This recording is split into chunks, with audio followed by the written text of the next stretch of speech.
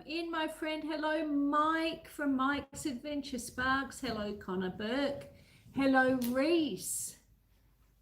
Hello, hello. Who have I got here? I'm just going back through the chat. Hello, Glenn Roebuck. Welcome in. How are we all today? Hello, Kirsty. Kirsty from Heart's Humble Homestead. Welcome in, my friend. Please, Kirsty, don't forget to put up your own link. How are we, everyone? Hello, Katie. Welcome in. Oh, my goodness me. What a rush it has been today. You have no idea. Like 10 minutes ago, I was still in the shower. My hair's wet. It's just, and I've been up since 5 a.m. Like, you know, I've had plenty of time. I'm just so busy. Hello, Chris. Welcome in. How are you today? Mike says, I just got home, but I need to work on the boat and I will be back. All right, Mike. Enjoy working on your boat. How are we, people? Such a lovely description for the live. Oh, thank you. Yes, yes, yes. I've you mean this live or the one I'm doing on Monday? Gosh, I've got a couple scheduled, but yes, thank you. Thank you. So today, well, yeah, today we are making a cake, and it is years ago when I was in my 20s and 30s, I lived next door to a wonderful lady called Lia, who you see in the chat fairly regularly. Hello, Chris. The Silent Forgotten is here. You must check out Chris's channel. He does the most amazing stuff. He really does. He does GoFundMe things so that people can donate for headstones for people that have been buried without headstones. He does research into different people who have passed, important people in history. If you're into historical things and you know, ancestry and all that sort of thing, you will love Chris's channel. So please check out The Silent Forgotten. Howdy, Susan says sup, silent but forgotten, says M-Bug. Maria, welcome in, Maria. So yes, I was saying I used to live next door to Lia, my friend Lia, and I was in my late 20s, early 30s. Fudge. Oh, come on, let's get you away from the camera. It's not just a cat. And because my parents died when I was quite young, Leah sort of became like a second mother to me. And I used to spend so much time, like I was at her house like every day, or she was at mine. We'd just like pop over back and forth. And every day I went there, you know, she was like cooking and baking and baking and cooking. Absolutely incredible in the kitchen. So this cake, so I'm rearranging things so the cat doesn't get to them. This cake is one of the cakes that Leah used to make, and there she is. Hello, Leah. Welcome in, my friend. How are you this morning? How's everyone? Good to see you all. There's Artwi. Welcome in, my love. Good to see you. Good to see you. Oh, The Silent Forgotten says, I got a few ideas coming, going to be doing some historical spot tours. Hey, that's an awesome idea, Chris. Awesome idea. I like that. I think a lot of people will like that. Well done. I'm sure it'll work really well. Chris says, thanks, Susan. I appreciate you very much. Oh, honey, thank you. So we're doing this cake. Now, I had this minor panic late last night when I thought, oh my goodness, because I don't know if you all remember a few weeks ago, I did these cupcakes for my mum's birthday, my late mother's birthday. And what I ended up having to do was I made the cupcakes on this time slot, but then I had to let them cool so I could decorate them. So I had to do a Sunday live, for me, a Sunday live, so I could ice them. And I thought, oh my goodness, what am I going to do? Because I'm going to have this big cake and it's going to be hot and I won't be able to ice it. But Leah, of course, has come up with a fantastic suggestion. So all being well, we're going to make it, cook it, ice it, eat it all today. That's the theory. That's a good theory. So let us start.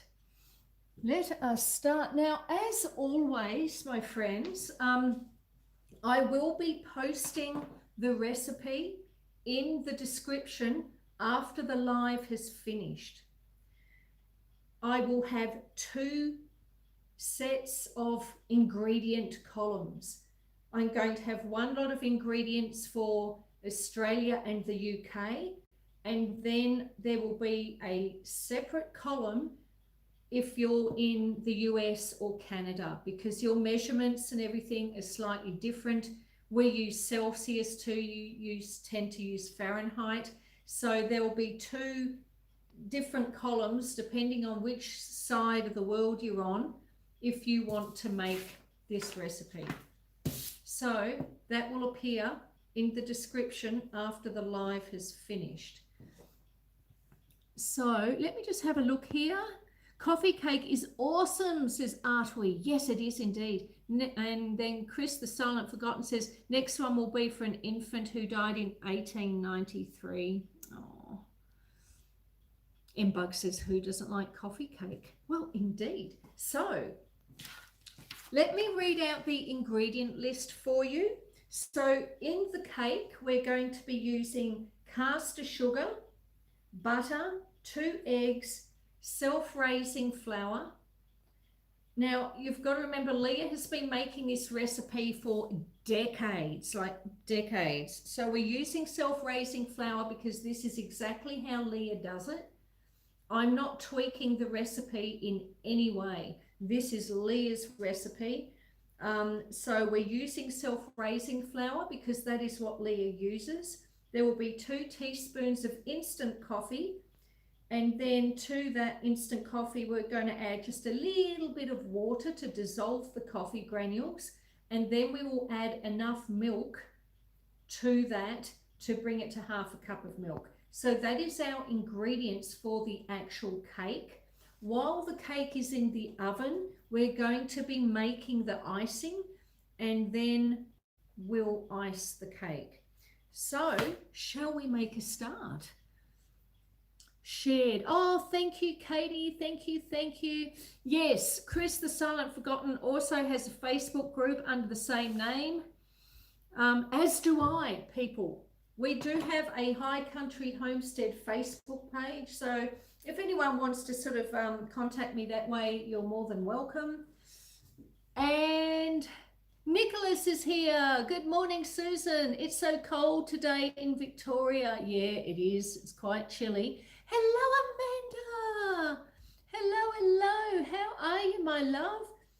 I saw you live this morning, but I got in just as you were finishing. Like literally, you were just shutting down the live. So I watched the whole replay.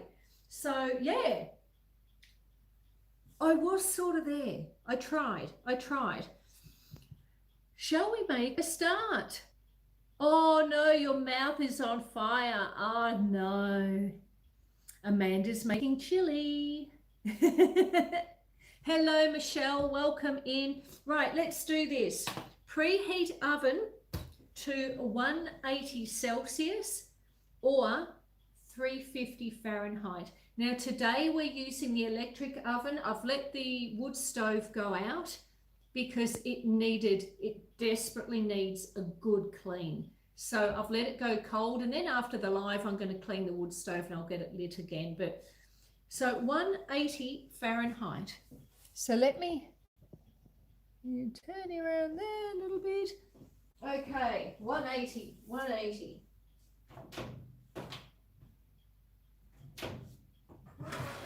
Might put this fraction more. Put that up there.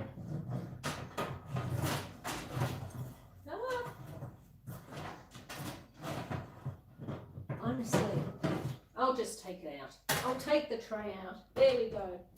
180.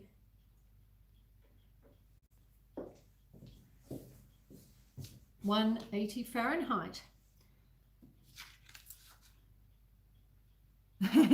Everyone is reaching out and subscribing to each other, so that's great. Miss M, welcome in, Miss M. Oh yes, hearts. She's brought up, last night we uploaded a few more custom emojis. So they're up there on the screen. There's a knife and fork, there's a little seedling. There'll still be a few more to come, but yes, go if you're a member, you will be able to check out those custom emojis and use them. But for now, we have to make a cake. So preheat oven to 180. So the oven is on. Next thing we have to do is grease and prepare a 20 centimeter pan. So this is the pan we're going to be using today. Just got to, I've got a little bit of, oh no, I don't need that. I don't need that.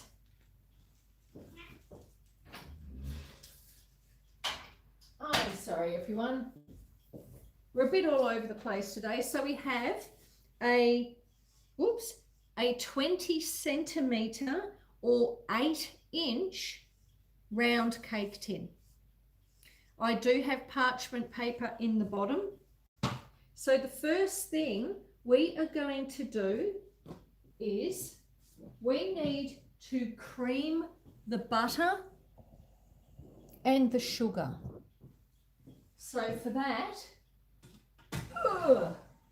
I am going to use the good old KitchenAid.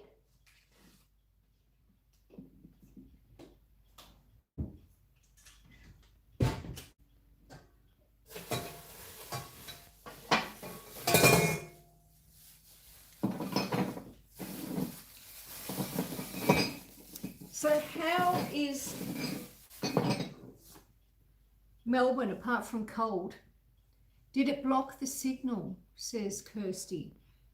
What happened? Oh, today a FedEx truck kicked me out of my live, I swear. Oh, really, Amanda? Is that what happened? Daughter, amazing emojis for your Mama Bear channel also. Oh, that's so nice. Everyone loves the new custom emojis. That is lovely. Thank you. I'm sure she will be thrilled. Thrilled.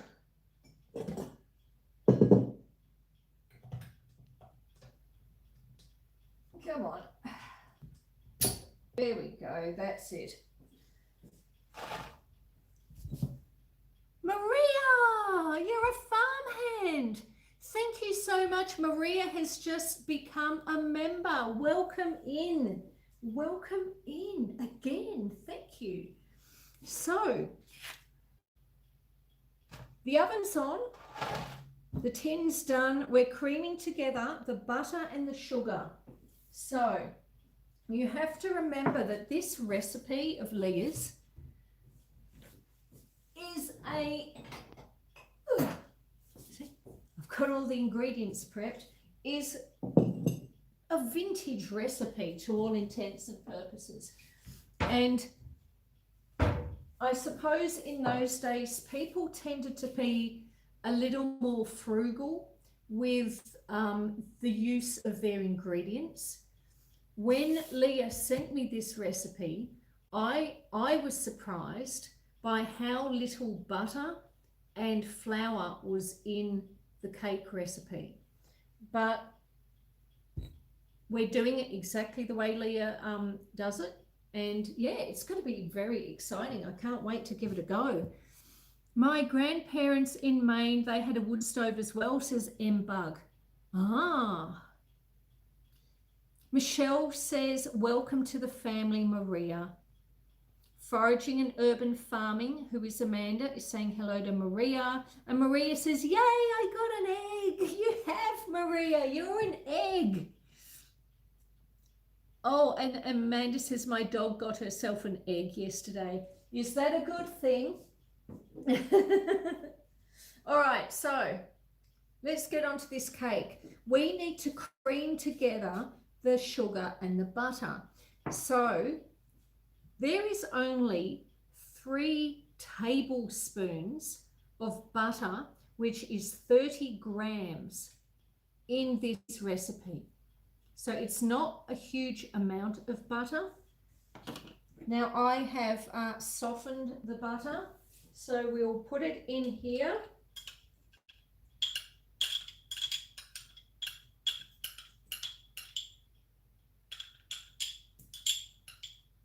So 3 tablespoons or 30 grams of softened butter. Now to that we are adding caster sugar, okay? So 1 cup of caster sugar, which is 220 grams. So we're adding the caster sugar, which in the US and Canada you call that super fine sugar, I believe. So that is going in as well. So there we go. Now we're going to cream it together.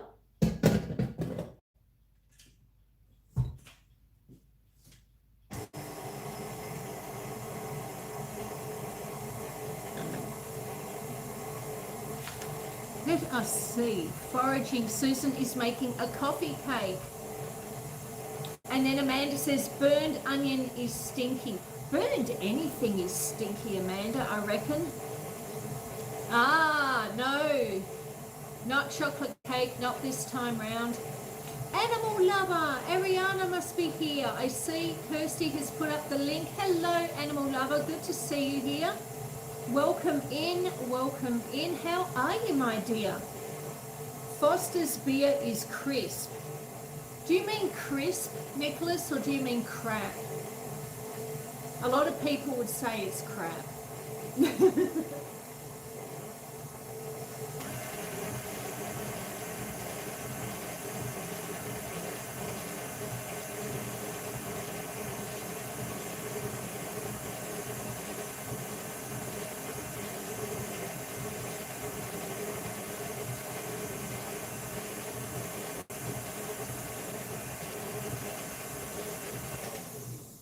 Well, Leah, are you still in the chat? I have mixed the sugar and the butter.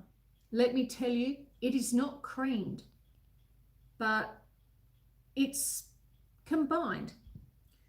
Next thing we need to do is beat in 2 eggs. So I have 2 large eggs here that I harvested from my hens in the spring. These have been water glassed, so I preserve my eggs for the winter months. And these are 2 preserved eggs. So the next thing we're going to do is add the eggs, but before we add the eggs, I'm just going to rinse them, give them a rinse off.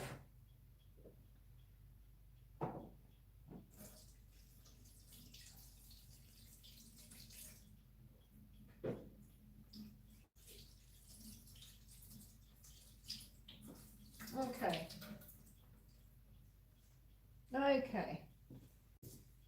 Do that. How are we going, chat? Chris is asking about the 4th of July. Nicholas is saying lime yum. In Australia, we have it M. Maria says, I had Foster's yesterday with lemon and lime and I craved it because of the heat. Yeah.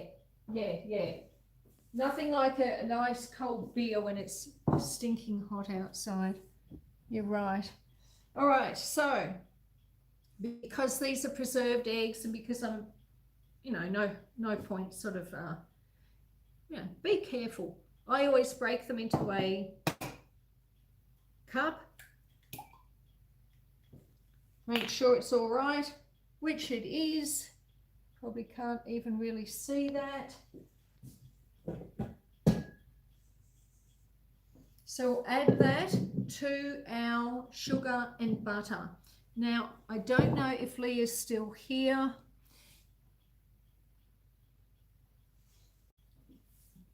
The sugar and the butter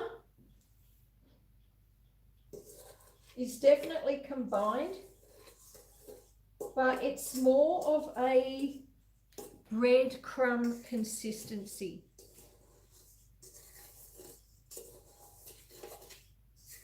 Okay, so breadcrumb consistency. To that, we will add our 2 eggs, one at a time. So the first one goes in.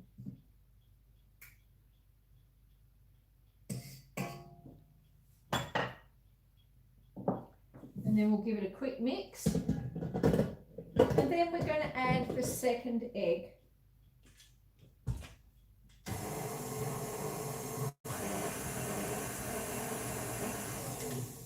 Okay, first one's done. Second egg into the cup. Make sure it's okay, which it is. And so now we're putting the second egg in with the butter and the sugar.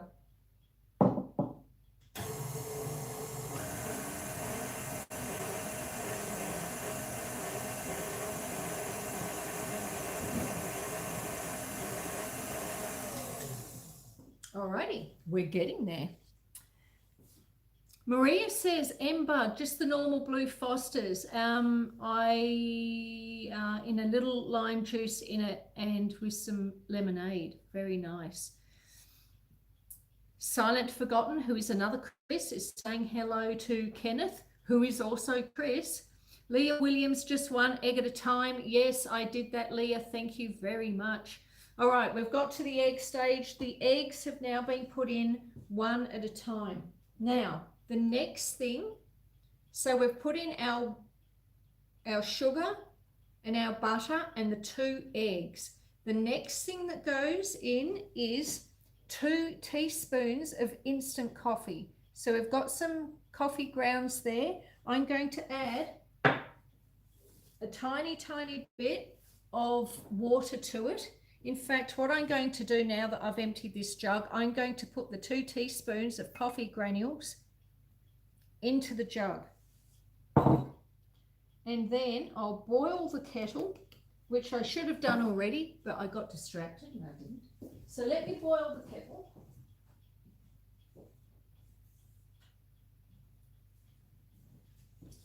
And while the kettle's boiling, I'll have a look at the chat. See what everyone's talking about. Kirsty said we had rain and thunderstorms today. Oh, really? Rain and thunderstorms. That's oh, is that a good thing? Because I know it's been so hot there, Kirsty. All my friends have been saying, oh, it's like 36 degrees centigrade, which is incredibly hot for the UK. So did it bring a cool weather with it, or was it just like hot and humid and sticky and muggy and all that sort of thing? How is little Jasper? He's asleep at the moment over in the lounge room. I will he will get up at some point. He's probably going to get up, so when that happens, we will bring him over and you can see my little man. Kenneth Wilkinson says, I will be 64 on September the 12th, Amanda. Oh, not long till September the 12th. Silent Forgotten Chris says, I use that at Christmas. Always wish everyone a Merry Christmas from me. Yes, indeed. I love Christmas, so I'm all for that. And over here in Australia, Chris, we tend to do Christmas in July. So we get to do it twice, which is fantastic. I love that I can do it twice. Yes, I've done the eggs, Leah. So just add egg and beat it. Mike's Adventure Sparks is back. How did you go with your boat, Mike? Maria says, I didn't get much. I didn't get the thunder, Kirsty. I was hoping we would. And M says, we had rain yesterday and today is humid and sticky and hot. Oh, that's so awful. I don't like that. That sounds horrible. And everyone's talking about how much they love Australian Foster's beer. Longer beating. I need longer beating. Right. Longer beating it is. Susan is looking around for you and silent. Oh my God, totally cute. Hang on. Susan is looking around for you and silent. Oh my God, totally cute.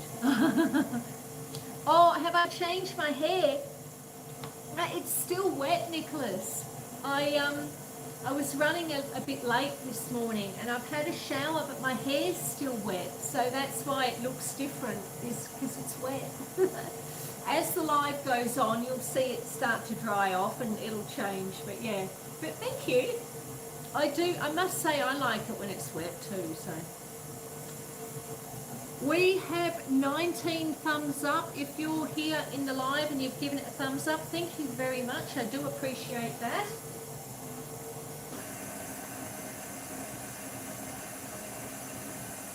Yes, now it's looking better, Leah. More beating. I'm so glad you're here. Just like having your mum looking over your shoulder going, we need to change this. Heather Unlimited, hello, hello. How are you, my friend? Linda Burns, met you on Strings and Pucks. Oh, yes, yes, yes. It's good to see you, Linda. It's good to see you. Yes, I was on Strings and Pucks. I do like going over to Jeremy's channel. He plays the most incredible guitar and keyboard too. He's a great musician, brilliant musician. And so I met Linda earlier today on Jeremy's channel. Met you on Strings and Pucks, stream today. Good to see you. And I subbed. Thank you, my love. Silent Forgot says, Susan, I have an aunt that lives in Sussex Inlet, New South Wales. You do. I remember that, Chris. I remember that. All right. So let's get back to this cake, shall we? And how are you, Heather Unlimited? Today, Heather, we're making a coffee cake using a vintage recipe of one of my friends. And she has been making this cake for decades. So it's a foolproof recipe. So if it gets buggered up, it's not the recipe, right? It's me, because I don't do this cake very often. So in here, in the pan, we have, in the mixing bowl, we have a cup of caster sugar, 30 teaspoons or 30 grams of, did I say 30? 3. It's got 1 cup of caster sugar, 3 tablespoons or 30 grams of butter, and we have added 2 large eggs, 1 at a time. The next thing we're going to do is dissolve the coffee. So let me get the kettle.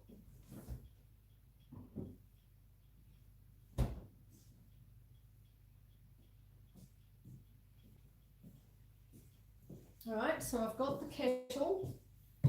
Using my fantastic electric kettle that my daughter got me not so long ago for my birthday. So we're just going to add a tiny, tiny little bit.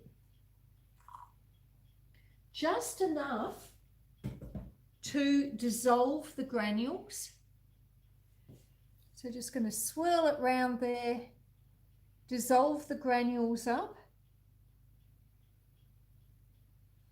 I remember you, Chris, Silent Forgotten Chris, telling me that ages ago when we used to be in on Laurie's lives, and you used to mention that. Oh, Oh, Michelle says, congratulations on your new housing. Yes, that's right. You were moving, weren't you, Heather? I'd forgotten about that. I hope it went well. Nicholas says, hey, Susan and Kirsty, do you know where Gwinnea in Cornwall? Oh, look, the name's vaguely familiar, but I'm going to go with no, Nicholas. I know Cornwall reasonably well, but it's not ringing a bell. All right, so we've dissolved the coffee in a touch of boiling water. What we have to do now is we then add enough milk to this cup to bring it to half a cup. So we're adding milk to this now.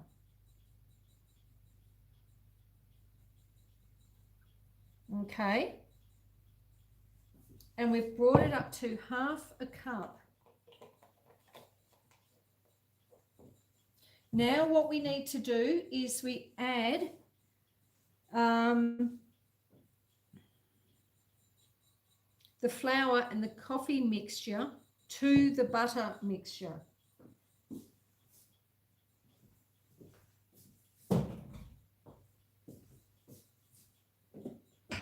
So I'll take that out. What can I put under there? We'll put that there. All right, so this is our eggs, sugar and butter. To that, we're going to add the coffee and the flour alternately. All right, so we'll add some of this. We'll add some flour.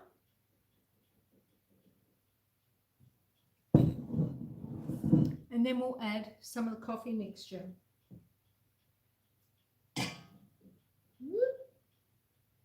Trying all the while not to spill it.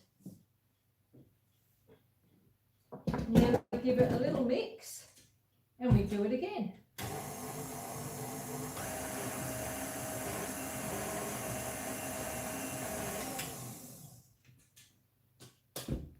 Then I'll add some more flour.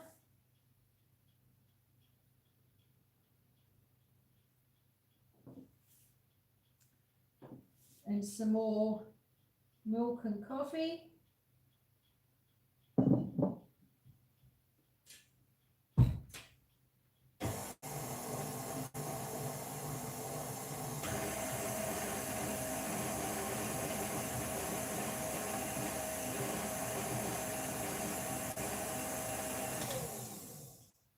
Well, it's getting nice and dark too, this cake batter. Can you even see them? Let me turn you around so you can actually see the mixer. There we go. That's a bit better. So we're going to put in the last lot of flour and the last lot of the milk and coffee.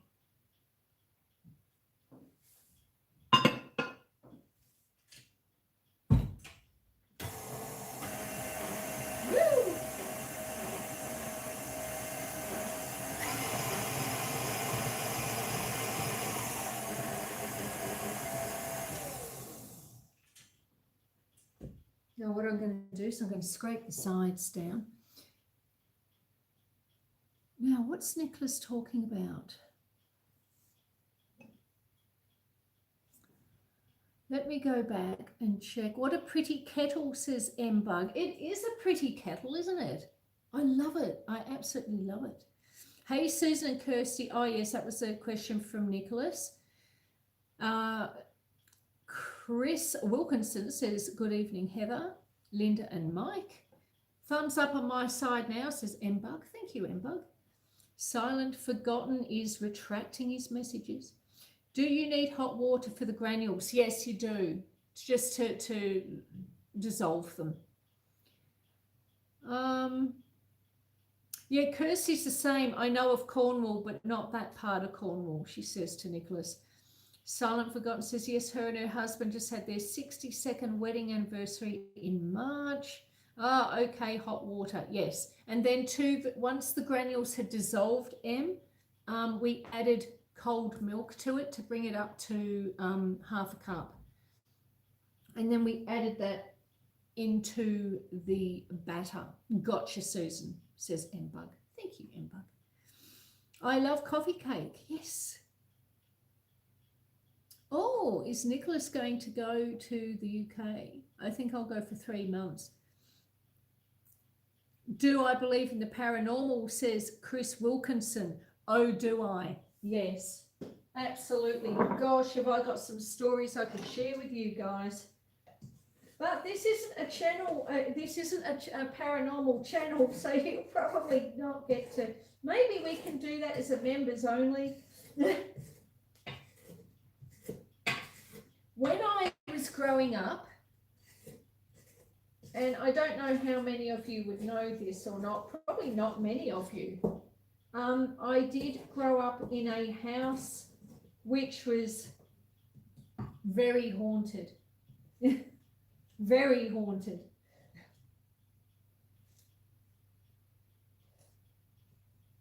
So, yes, I most certainly do believe in the paranormal.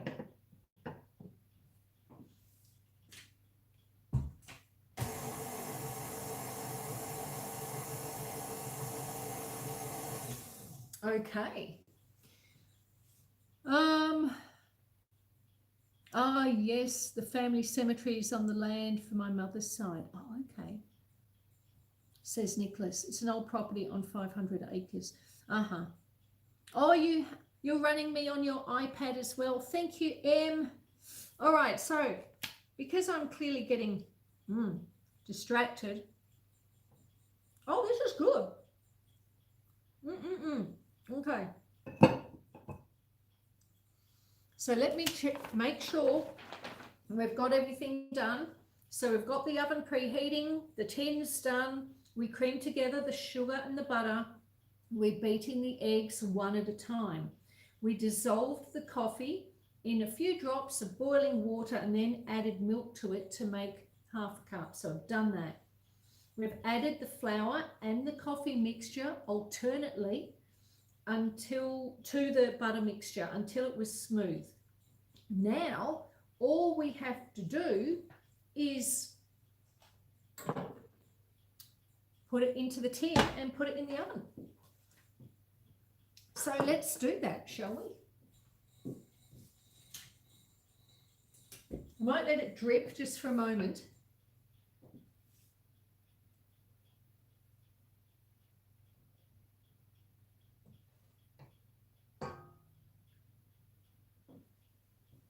Just lift the beater up and let it drip. I have you running on my iPad.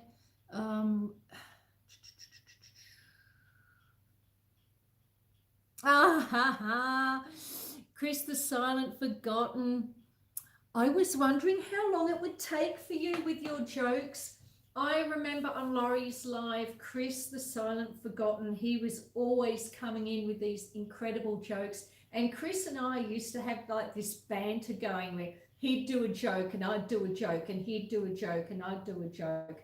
Not always, you know, like sometimes I might have a day where I was feeling a little bit flat. So, and you know, same for Chris, but there were days when we were both on fire with the jokes and we'd just be throwing jokes into the chat.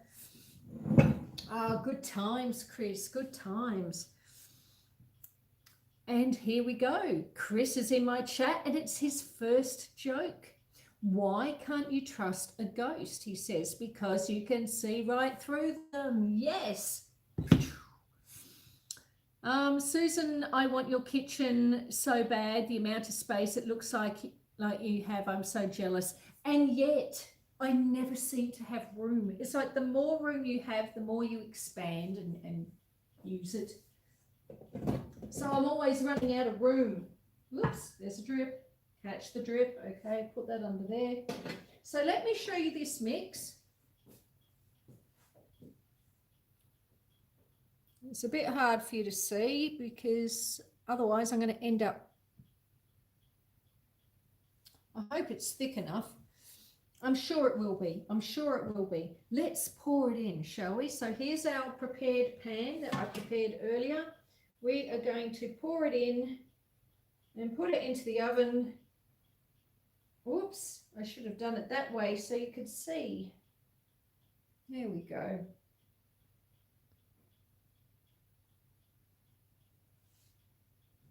And I'll get this, scrape down the sides.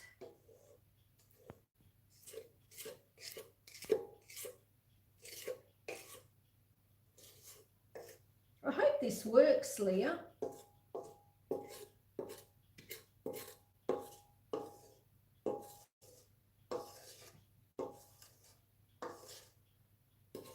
Like I said, if it doesn't work, it's not Leah's recipe.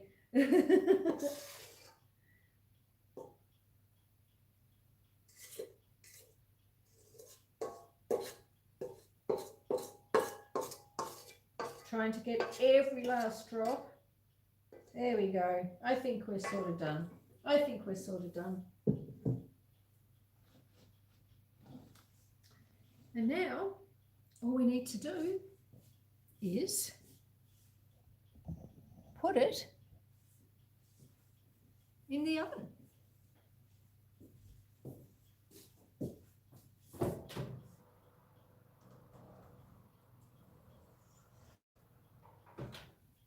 And we'll grab the timer.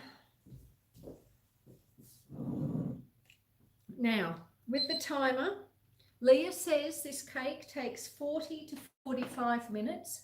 So what I'll do is I will put the timer on for about 42 minutes. No, I'll put it on for 40 minutes. So the timer's on for 40 minutes. At the 40-minute mark, we're going to test it with the skewer and see if the skewer comes out clean.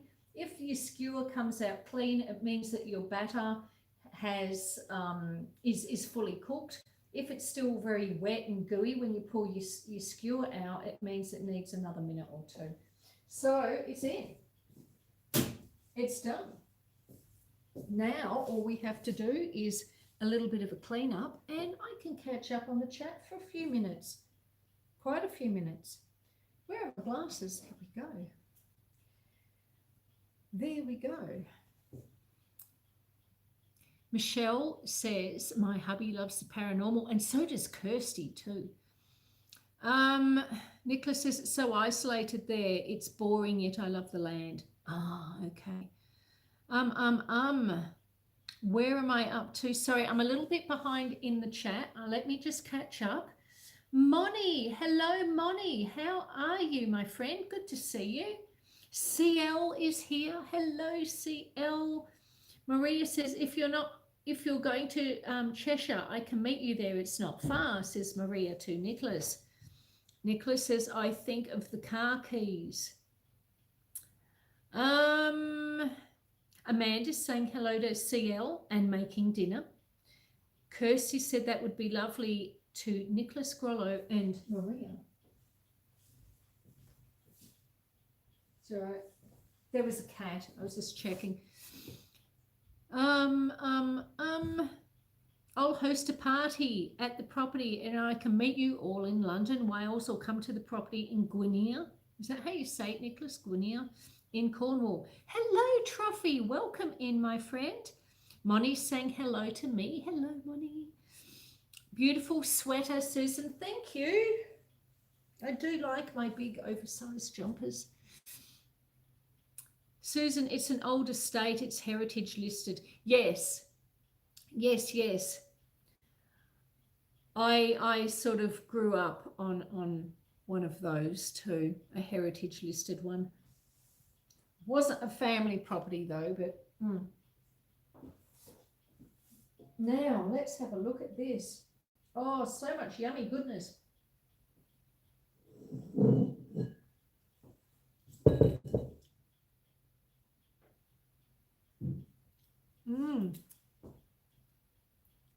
It's very nice.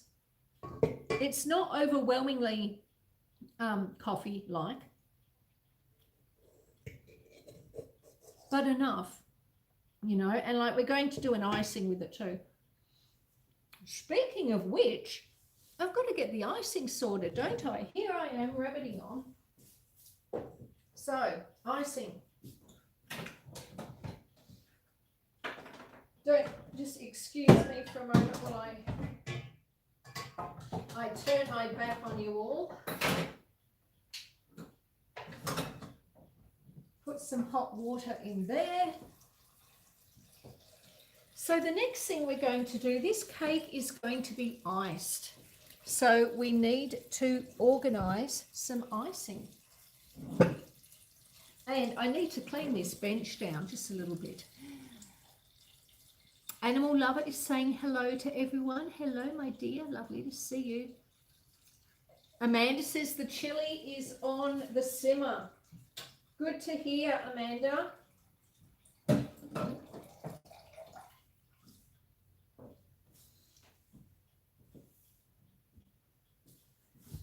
I tell you, I feel quite, what's the word, discombobulated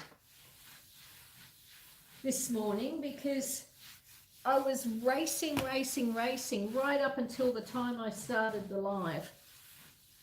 And even though I tried to pre-prepare some of the ingredients that I was going to need, it was just such a fast-paced thing. Weigh this thing out, weigh that thing out, put that over there, get this done, get that done. So I sort of feel a little bit out of kilter. Yeah, that's okay. That's okay. Let us clean up and start on the icing, shall we? Oh, Amanda. Well, look, I could smell it. I could smell the onion burning all the way over here in Australia, but I didn't know what it was. I mean, you've got to understand, Amanda, that by the time the smell of you burning onions wafts all the way across the ocean, from the northern hemisphere across the ocean to me over here, it smells quite different, you know. So I could smell something a little bit strange, Amanda, but I just couldn't quite put my finger on what it was.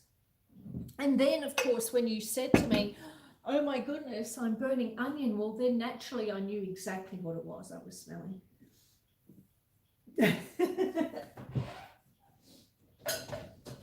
All right.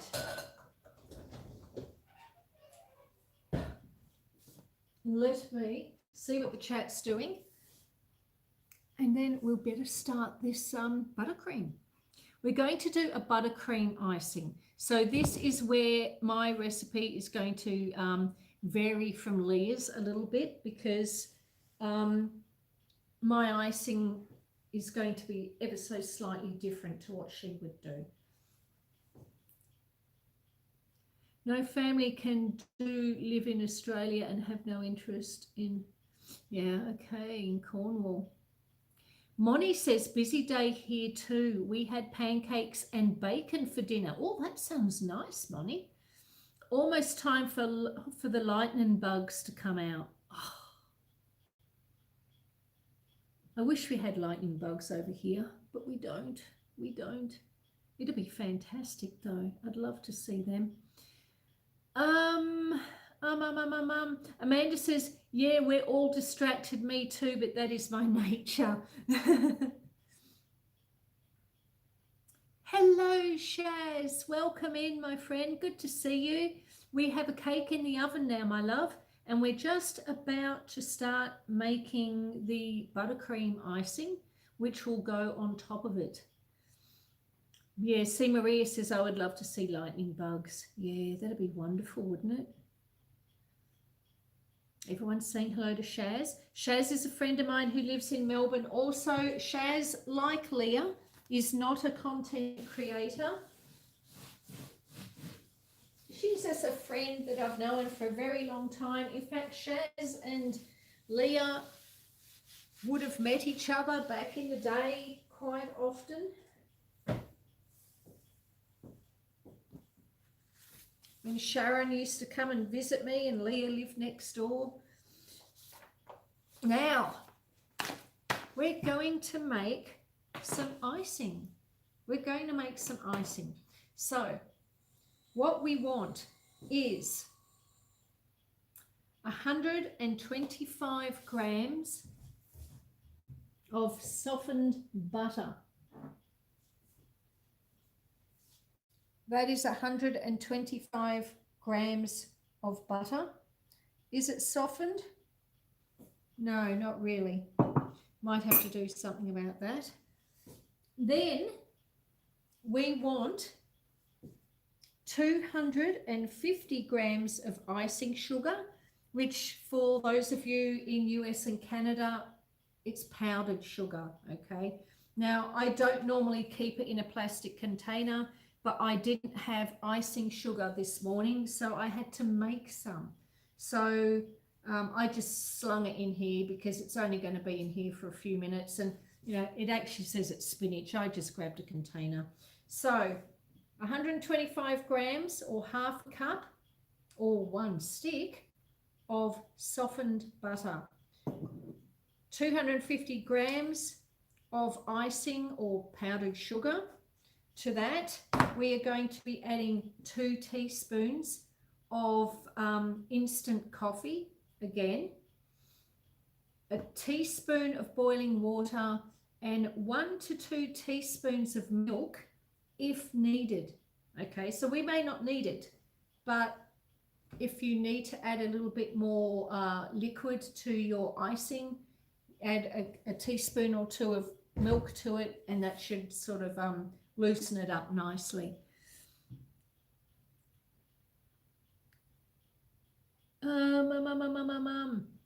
Chris says, I have some paranormal stories. Would you mind if I put them in the comments, Susan?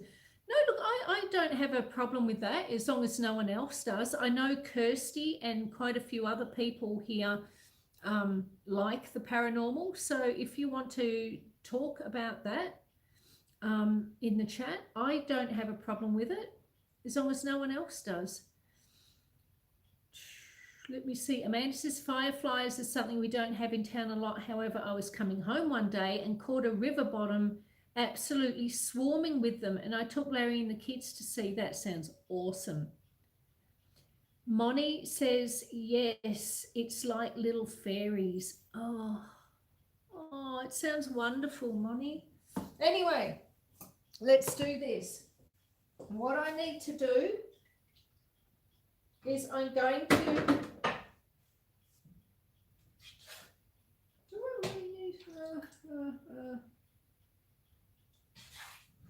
I'm going to wash up this bowl, and I'll use the same bowl.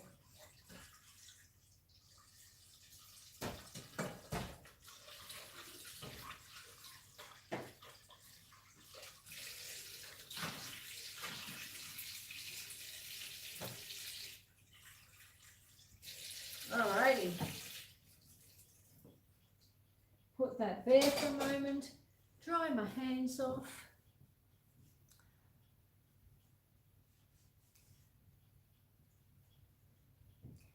Do you guys get cicadas where you live? When I think I've shown a few people before.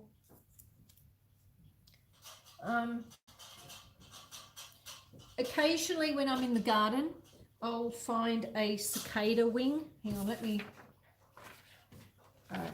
I'll hold it up against that. See the cicada wing? And I'll find them in the paddocks. Isn't it beautiful?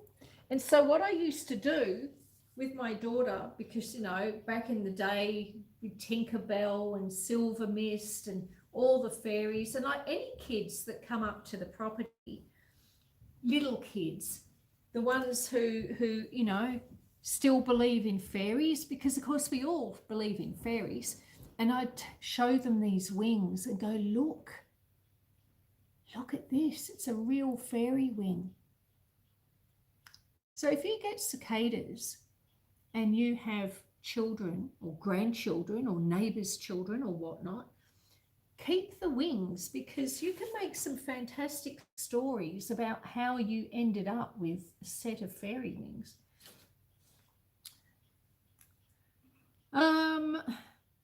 Oh yes, Kirsty. Kirsty's saying to Amanda, have you checked your onions? Yes, please do. Moni, cicadas, yes, so loud, aren't they just? Michelle says, whenever Susan makes these incredible desserts, I get very hungry. Oh, Thank you, Michelle. Fairy wings, yeah. Isn't it a great idea? Foraging and urban farming, who is Amanda, says, I've caught it twice. One time I took Larry. Silent Forgotten says, we have 10 native cicada species in Ontario. Do you really, Chris? 10 different species? Wow, that's incredible. Michelle says, making her cupcakes after my doctor's appointment. Yes, I remember that. Oh, thank you, Michelle. Michelle's rocking some of our custom cupcake emojis there. Thank you very much. What else have we got to say? Chris says, I had a lot of paranormal experiences. I've even been to the Lizzie Borden house a few times. Oh, wow. That'd be awesome. I've watched so many different YouTube streamers going through that house. I've watched Omar and Twin Paranormal and oh gosh, so many different channels. There's so many different channels. But I must admit, I do prefer the UK paranormal channels. So I guess because my family are from the UK, so I have more of I feel like I've got more of a connection, I guess, to some of the UK stories. But yeah, Lizzie Borden house, that was an interesting one. How did you find it, Chris? Was it interesting? Did you have anything happen? I'm interested in seeing how you make the buttercream. All right, well, we better get on with the buttercream then. At this point, the cake has 25 minutes still in the oven. And my biggest problem is that I'm going to have a hot cake. And what you can't do is ice a hot cake. And so my dilemma was, do I do a second live tomorrow, let the cake cool down overnight and ice it tomorrow? And I didn't really want to do that. I thought the other option is I just bake the cake and then I post photos on my community page later. And I didn't really want to do that either. So Lia, the creator of this vintage recipe, says that what she does is once it comes out of the oven, she lets it sit for about 5 to 10 minutes. Then she takes the cake out of the cake tin and she puts it in the freezer for 10 to 15 minutes. And then she can ice it. So that's what we're going to do. We're going to cook the cake, put it out on the bench, let it cool for a little while. Then we're going to sling it into the freezer, cool it down just enough that we can actually ice this thing. And you can get to see what it looks like. So I think it's important that you get to see what it looks like.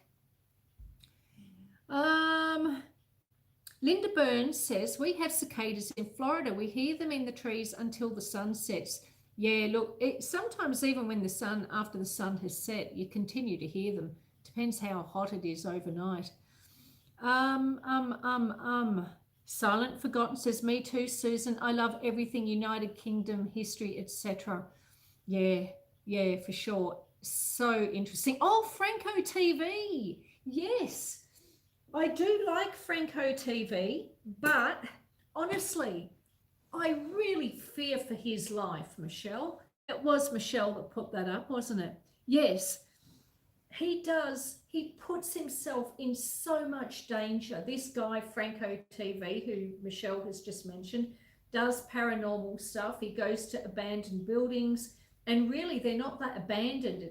Most of them are like heaving with homeless people and people doing rituals and things like that. And he's got to be so careful. And honestly, the amount of times this guy Franco has been chased out of cemeteries and abandoned buildings is just amazing. Absolutely amazing. Right. Now, dissolve coffee in boiling water and allow to cool slightly. We've got to get on with this cream, for this buttercream for Bonnie. What else do we need? We're going to need coffee.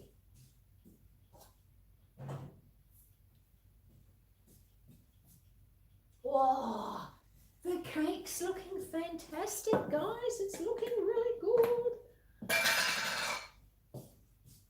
What did okay. So let's get on with this. I'm sorry, I'm so distracted with the chat today. So with the coffee buttercream, I am going to do 2 teaspoons of coffee granules. I suppose I can put it straight in, can't I, really? It's all right, we'll put it there because you can see it better. So there's our 2 teaspoons of coffee granules.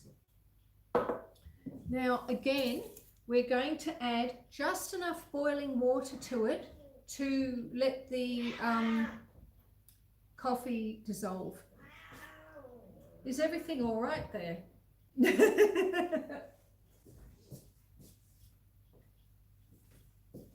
So once again, my beautiful kettle. Look at this. It's even got a little temperature gauge. Isn't it great? Love this kettle. Whoops. So I'll use that.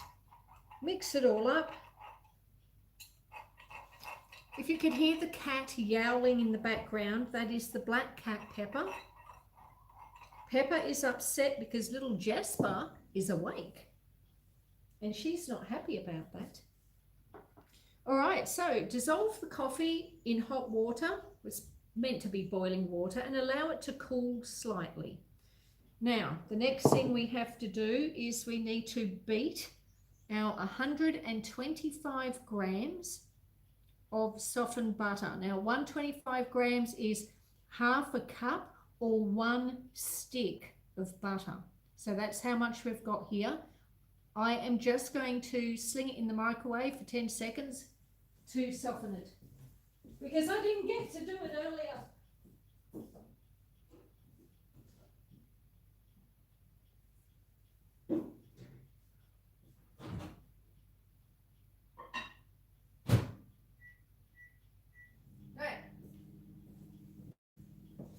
Actually, being 125 grams, it probably needs a bit more than that, I reckon. Now, let's have a look. Let's have a look. A member. Have we got a new member? Oh, Heather, thank you, my love. Welcome to the Farmhands. It's good to have you, my friend. Ah, there's the butter. Is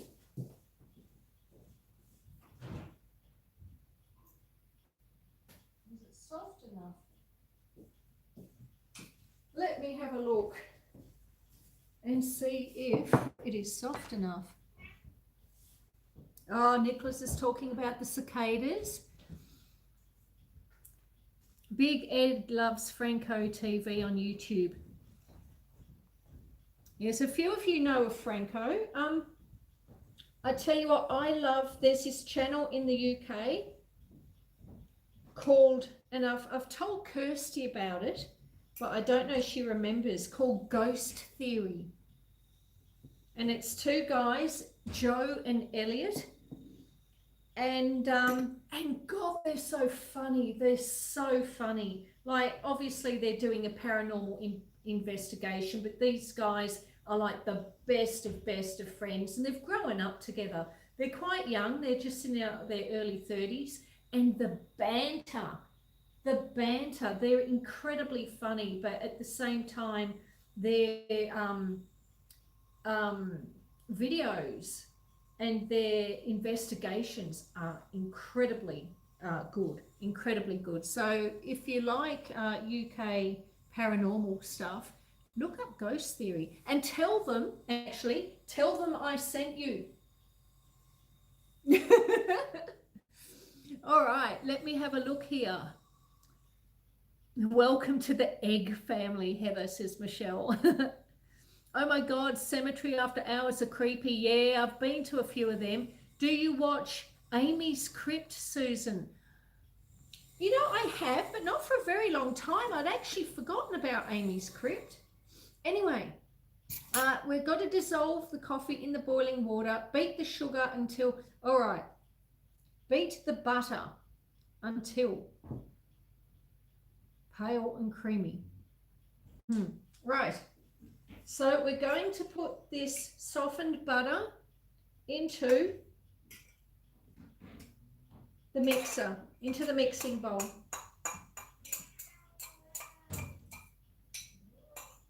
And it's not like we're in a real rush to make this, because I mean, even once the cake's cooked, it's got to go into the freezer for a little bit to cool it down enough, doesn't it?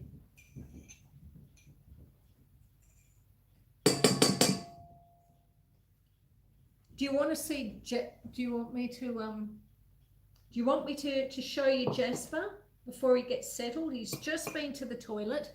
So let me pick him up and I'll show him to you. Where's Matt, says Nicholas. I don't know where Matt is. All right, where's my little man? All right. Come here, my little man. Oh, who's my boy? Oh gosh.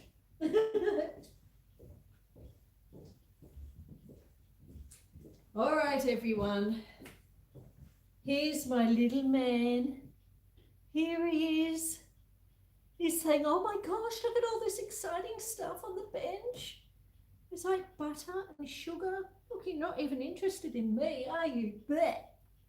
I said that too soon, didn't I? As soon as I said you're not interested in me, the nose went straight in my mouth. But there he is. There he is. There's my little man.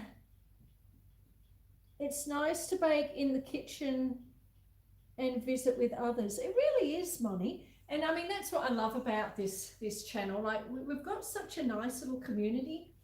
And on Tuesdays, my Tuesday, which is Monday, for those of you in the Northern Hemisphere, I do a farm walk and talk.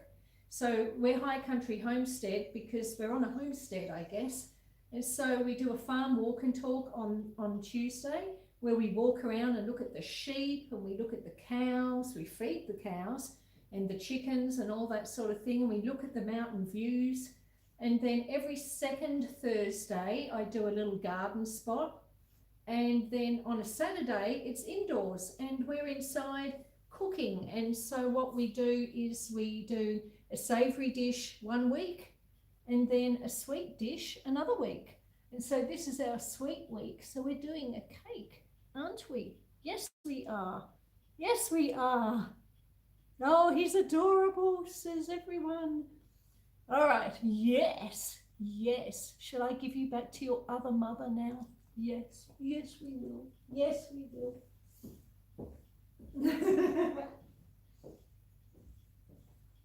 All right. Let me plop you down in your bed. There we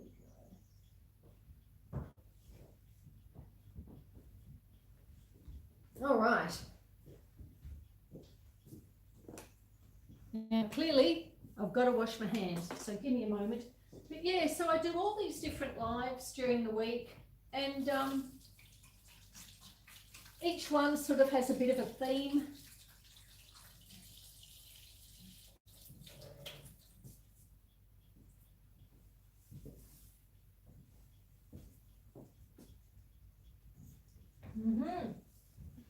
Certainly smells nice. Hello, little man.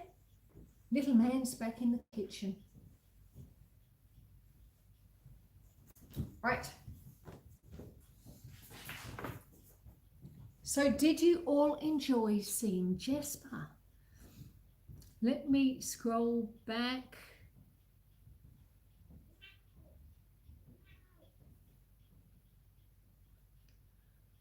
Right. Michelle says, Pepper, relax, breathe.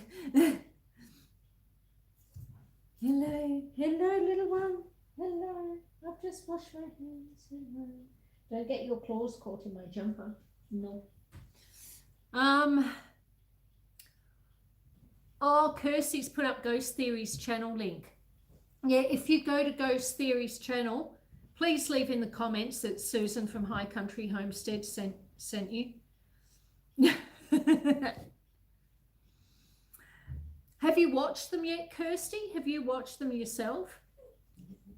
Amy's Crypt is a good channel. She's in Australia, says Chris Wilkinson. Oh, okay. Maybe it's not the channel I thought then. Nicholas says, healing now, Amanda. I can't work at the office or travel. Yeah, that was because of your lungs, wasn't it, Nicholas? Jesper, woof woof, says Michelle. And M-Bug says, the puppy.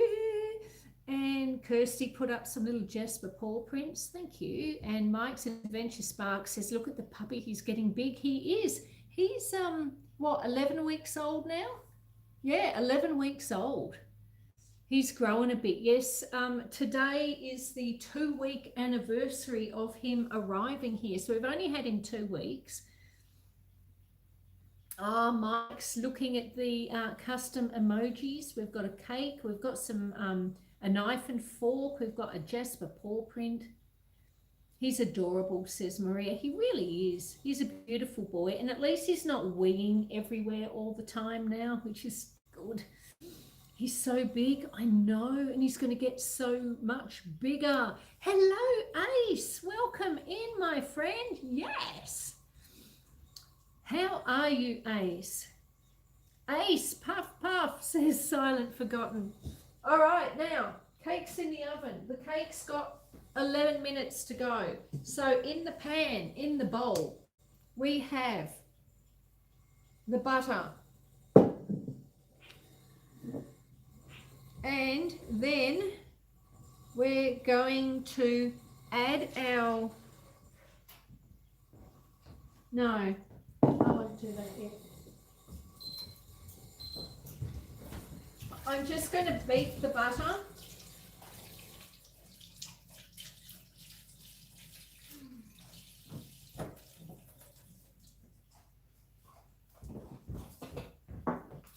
Oh. What just happened? Oh, goodness me. Okay. Right.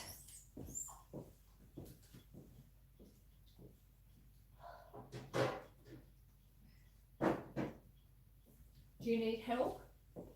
No. Okay. One moment. Where's the broom go? Have you got the broom? No? Oh, there it is.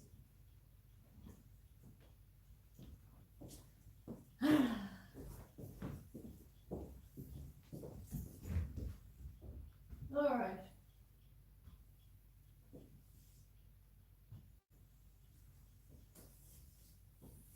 All right. Don't mind me, folks.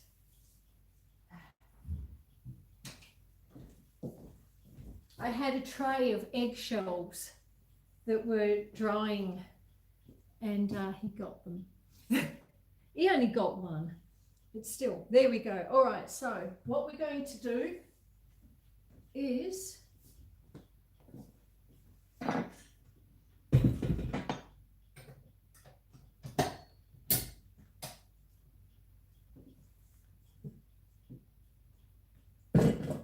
we're going to beat the butter.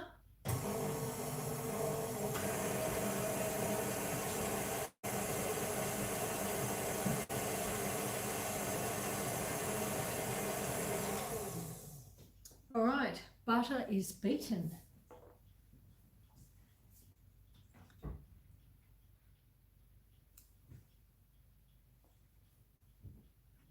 What's Maria saying? Go on Susan's channel and click the join. The eggs next to our names. Oh yes, the eggs are membership markers, Moni. So if you're being a member for up to a month, you have an egg. Once you get to a month, if you renew, you become a chick that's hatching out of the egg for another month. And when you get to the 2-month mark, you become a Rhode Island Red. So the next one is a hen, and then you become a black Suffolk sheep. And after the black Suffolk sheep, you become a cow. And after you become a cow, you become a tractor. So yeah, we've got a progression happening there. All right, so buttercream. We have just creamed the butter. To that, we are going to gradually add the icing sugar. So we'll add some of the icing sugar.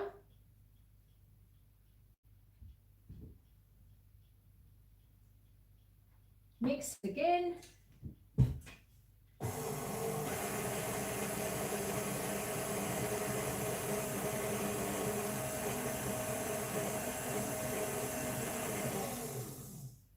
Then we're going to add a bit more.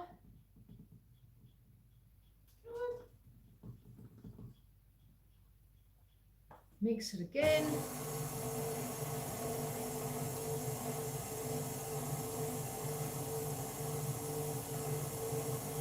Nicholas says, Kirsty, I'm really out of the loop. Nick, can you join or sub to Susan's channel now, says Maria. Ah, okay. Well, can you, Nicholas?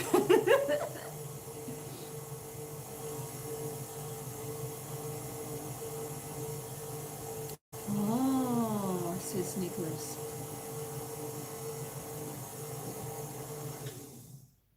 All right, so trying to follow the chat here. Maria is saying go to Nicholas, go on Susan's channel and click the join button, and then you can become a member. Oh, Silent Forgotten. Thank you. You've joined as well. Thank you so much. Welcome. You're a farmhand. Welcome, welcome. Let's add some more icing sugar to celebrate. Icing sugar, of course, is Australian for powdered sugar. So let's plonk that in.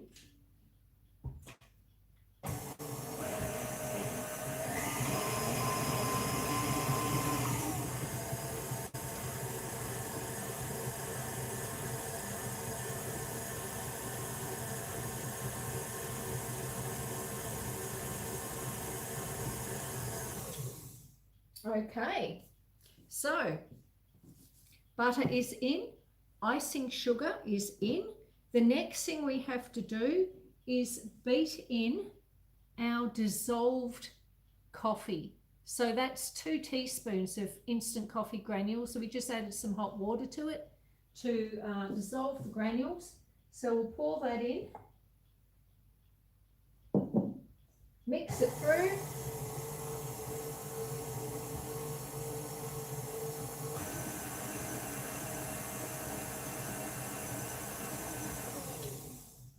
Now, looking at this, I'm thinking that I might, remember I said that if you need it to be a little bit looser, you can add 1 to 2 teaspoons of milk if needed. So I'm wondering if I'm going to need that extra, but we'll just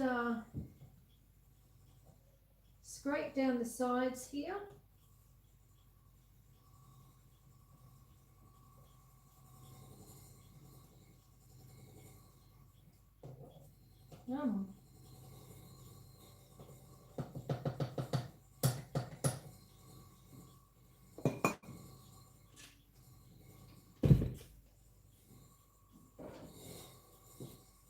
Scrape down the sides of the bowl a little bit as well.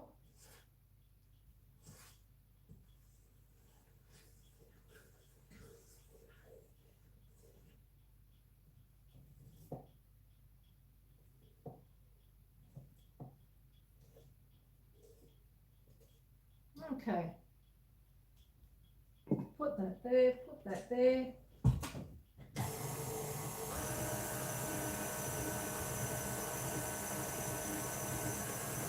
All right, so I'm going to let it beat for about 2 minutes, and then I'll check it. Depending on how it looks, I may or may not add a bit of milk to it. Hello, Entreaty by Rhonda Hensley. Welcome in, my friend. It's lovely to see you. So many new people coming in. Welcome, welcome. Now, if anyone's here who hasn't hit the thumbs up, please consider, if you're enjoying the the stream, of course, please consider giving it a thumbs up. That would be great. It really helps me out. You didn't go green, says Nicholas Grollo. Are you sure you did it right, Nick?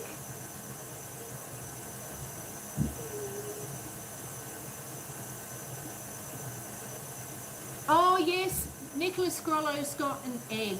Now, the reason you didn't go green, Nick, is moderators stay blue. So because you are a moderator on my channel, you stay blue. If you weren't a moderator, you would change to green. So that's why some members you see in green and some members stay blue. So the members who are moderators stay blue and the members who aren't moderators turn green. Does that make sense? But thank you. Thank you, thank you.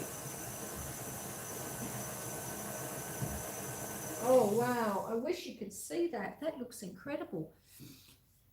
Mike's Adventure Spark sent 5 High Country Homestead gift memberships. Oh, thank you. Thank you so much, Mike. And thank you, Nicholas, too. I mean, thank you, everyone who has joined up. I mean, that's absolutely incredible. You've noticed the egg, Nick, says Maria.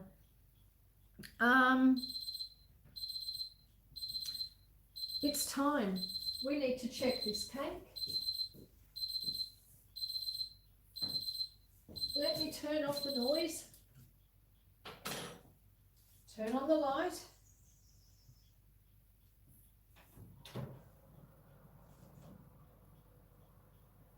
Oh, wow. It certainly looks very nice. So I've got a skewer. I'll just turn you around so you can actually see me a bit better. So I've taken it out the oven. I've got a skewer. I'm just going to test it. See whether, yeah. I'm turning off the oven. The skewer has come out clean. I am going to give the cake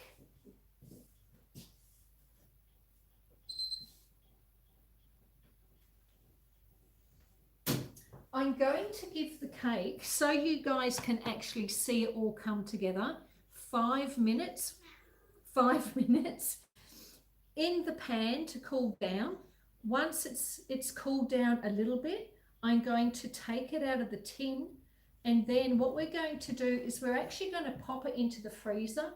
Now, this is not something I have personally ever done before, but it's something that Lia has done when she needs to get a cake baked and iced super quickly for an event. And Lia bakes a lot of cakes for a lot of events. Like, she's baking like every day, you know, like cakes for church groups, cakes for the art and craft group, cakes for the soup kitchen, cakes for when she goes to the op shop for her op shop day. So she's baking every day. And Lia tells me that taking it out of the tin and putting it in the freezer for a little while is the perfect way to cool down a cake quickly enough that you can ice it fairly quickly. So that's what we're doing. And yeah, it's going to be very interesting. So let me have a look here. Mike's Adventure Sparks gifted 5 High Country Homestead gift memberships. So Katie's Kitchen is now a member. Astro and Remy is now a member. Chevy Addict is now a member. Serena Norrell. Hello, Serena. Welcome in. Good. It's good to see you all. Is now a member. And LMDMT is also a member. Wow. Thank you. It's so wonderful to see you guys. It's so wonderful to see you. And congratulations. You're now a member of my channel for a whole month. Mike, you're a legend, man, says Nicholas Grollo. He is, isn't he, Nicholas? Thank you so much, Mike. Much appreciated. Rhonda says, yes, it's good to be here. Mike's Adventure Sparks is saying to Rhonda, you may need a jacket. It's winter time in Australia.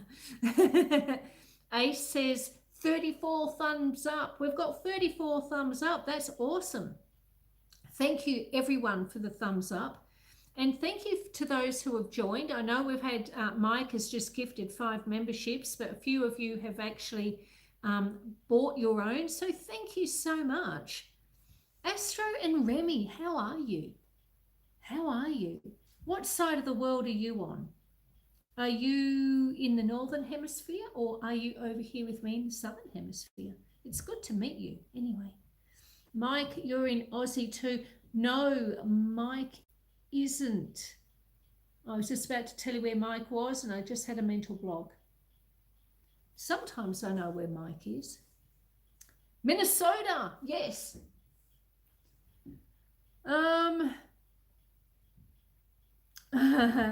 M-Bug, no, I was just messing around. I wish I was in Australia though. And M-Bug says, oh, okay. Amanda's saying hello to Astro and Remix. Only it's Astro and Remy. Yes, I was sitting there thinking, oh, did I get the name wrong? Astro and Remy. Mike gifted 10 total. Did he? Mike, have you really? Oh my God, you have. Silent Forgotten. Gift membership by Mike's Adventure Sparks. Moni, gift membership by Mike's Adventure Sparks. Mounjaro Journey with Pam. And Barb's Life Journey to the End. Oh, wow. Well, welcome in, folks, to the members area, I suppose, to being a farmhand. Now, I'm only 2 weeks into having memberships, so I'm still sort of working out how it all works. We've got some of the custom emojis up. I think we've got like 6 or 7 custom emojis up now. And not tomorrow, but the next day, I'm doing my first ever members only live, which will be fun. I'm going to be doing a sunset. So I know with the 3 lives, I normally do 3 lives a week, and 2 of them are at 9:30 in the morning for me. And then the other one is at 1:30 in the afternoon for me. But I know that for many of you who are in the Northern Hemisphere, even my 9:30 lives are incredibly late for you guys. And that's why I'm just blown away that you keep coming back into my lives week after week when it's so late. Like, I'm so grateful. I really am. I can't believe you stay up so late to come into my lives. So for my members only lives, what I've done is my time, I've made it 6:45 in the morning. So what we're going to do is we're going to have a cup of coffee, we're going to make it at the wood stove, and then we're going to go outside, sit on the front veranda and watch the sun come up. And that's a way of, making the time slot being so early is, my way of saying thank you too, because I know so many of you stay up so late. And at least if I have it at 6:30 in the morning, give or take 10 minutes, at least you can go to bed at a decent time, eh? That's important. So let me have a look. Joy is here as well. Welcome in, Joy. Linda is going, although Linda has probably already gone now. I'm sorry, Linda, I didn't get to say goodbye to you, but thank you so much for being here, my friend. What are the eggs? Oh, I'm way behind. That's because I scrolled back down. Okay, let me go back up. Let me go. Mike has sent 10 now. Will that mean? Yeah, it probably will. It probably will. I know up until the time you get 10 members, you're only allowed 4 custom emojis. Once you get to 10, so up until the time you get to 9, you can have 4 custom emojis. Once you get your 10th member, then you're allowed 7 emojis. Once you get beyond, well, yeah, I don't know. I don't know. I've only had memberships for 2 weeks, guys, so I guess the amount of emojis will go up. I just don't know by how much.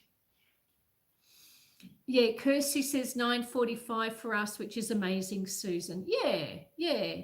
I thought it was the least I could do because you guys stay up so late for me. So I want to make the members only lives a lot earlier so you guys can at least, enjoy the live and still go to bed at a half decent time. I think it's the least I can manage. Connor Burke, welcome in, my friend. You're green as well. Thank you. Now, I think we're getting a little bit distracted. Again, where's the hand towel? I've lost the hand towel. Oh, look, it's right here. What we're going to do, folks, is let me show you the cake as it is at the moment. Now, can you see that?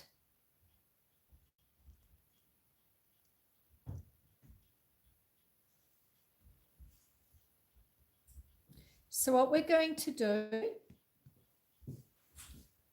I put it in a tin that's got like a release to make it easy to get it out while it's still warm. Normally, I wouldn't take the cake out of the tin while it's this warm. So we'll do that. Oh, look at that.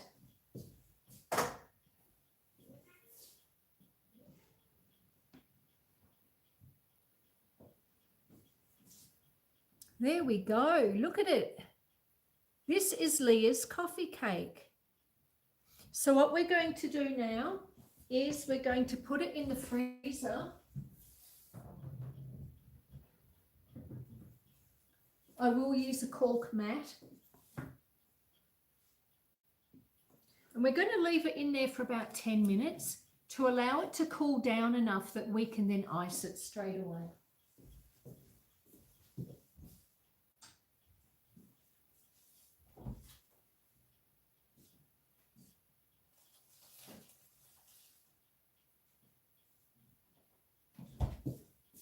And I'll put the kettle on.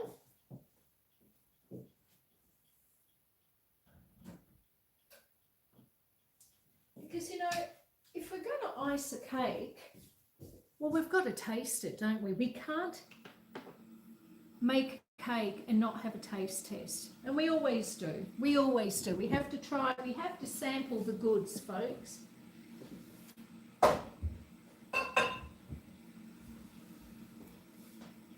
All right, so I'll set the timer again so we don't lose track. I'm going to set the timer for 10 minutes. And at the 10-minute mark, I'll check the cake and see if it's cooled down enough that we can ice it. Mike's Adventure Sparks has sent another High Country Homestead gift membership. Thank you, Mike. Cheryl Martinez. Hello, Cheryl. It's lovely to meet you. Welcome in, and now you're a member as well. Thank you very much. Lovely to meet you. Thank you very much, Mike. That's really good of you. It really is. Hello, Paul. Welcome in, Paul. The journey of my life is here as well. Hello, my dear. Welcome in. Wow, there's so many people here today. It's so wonderful to see you all. I'll have to figure out what CST is. Nicholas is saying to Paul, have you finished walking yet? Hello, host and chat. Hello, my dear. It's good to see you. Artwee's got a gift membership from Mike's Adventure Sparks as well. That's so awesome. Yes, Nicholas, just got back from my first walk, says Paul. M-Bug says she's very thoughtful. Nicholas says, how brisk was it, sir? Oh, yeah, I bet it would have been quite brisk for Paul this morning out on his walk. It's quite cold in Victoria, says Nicholas. Yes, Kirsty from Heart's Humble Homestead is saying to Moni, if you click the link, it shows you the time in your area. Okay. Lots of fog here too, says Paul. Oh, cool, Kirsty, you're a wizard, says Nicholas. Paul saying hello to everyone.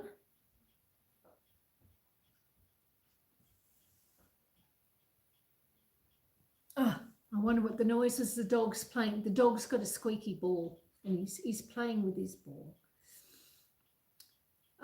Susan helped me out so much on building my channel. I can try and return the favor. She's absolutely amazing and deserves it. Oh, Mike, thank you.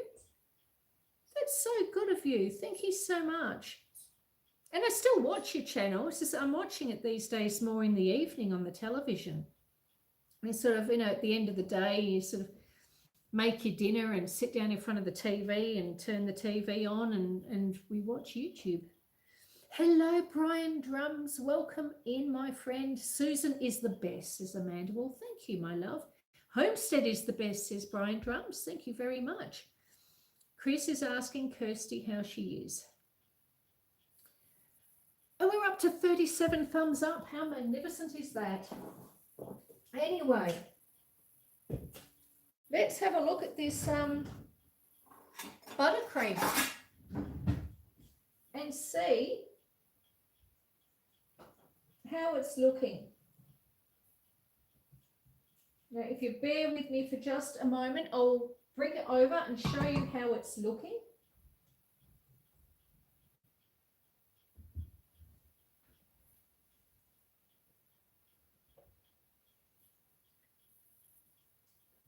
Oh. It doesn't look too bad.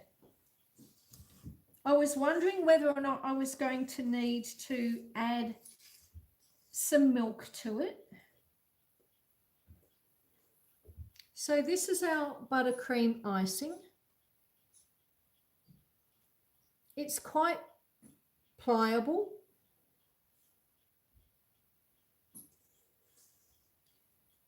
Which is what you want. Now, if you want it looser, you can add a tiny bit of milk, like, a teaspoon or two, depending on how thick your mixture is, to loosen it up a bit. Now, I'm thinking I might add just a little bit. So I will add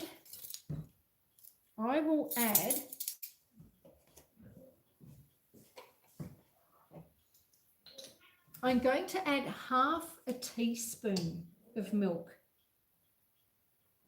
Oops, and a little bit more. Half a teaspoon and a little bit more.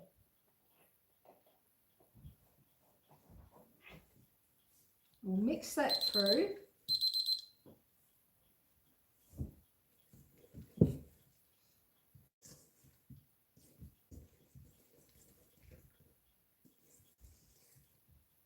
I reckon that's going to be enough. It's looking really good.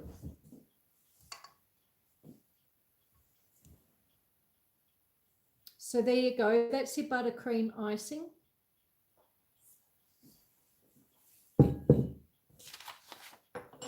The cake is currently, for anyone who's just joined in, the cake is currently in the freezer because we're trying to get it to cool down enough that we can ice it. Now, let me keep going through the chat. Journey of my life. Moni blessings, she says. Ace is rocking a couple of our custom emojis. I see a little cup of coffee there. The cup and sauce is meant to be pale pink. I think it's pale pink. Yes, pale pink. And we've got a knife and fork, and we've got some hearts just in time for coffee cake. Moni says to the journey of my life. Good evening, Ace, says Chris Wilkinson.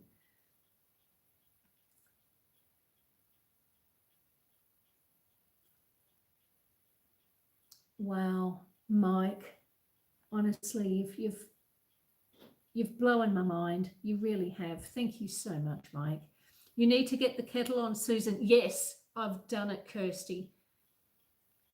There's at least something that I've got organised correctly. Is this the glaze? Says Nicholas Grollo.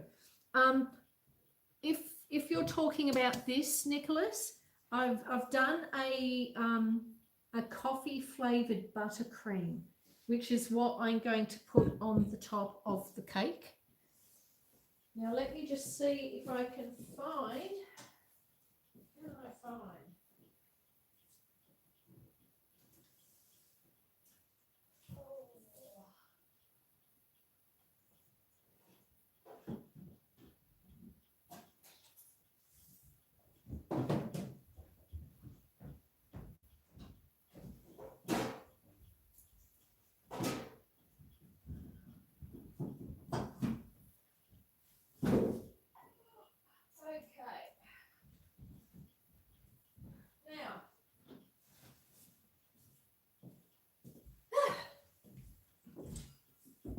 All right.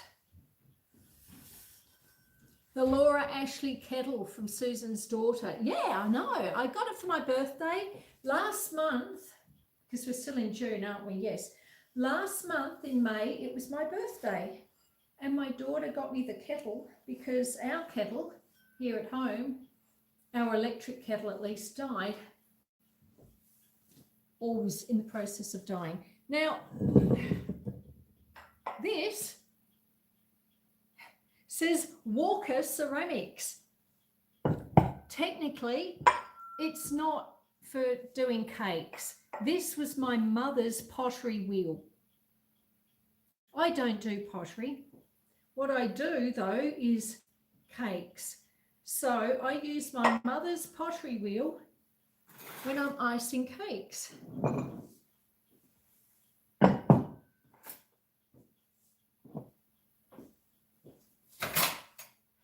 Oh, let's taste this buttercream too.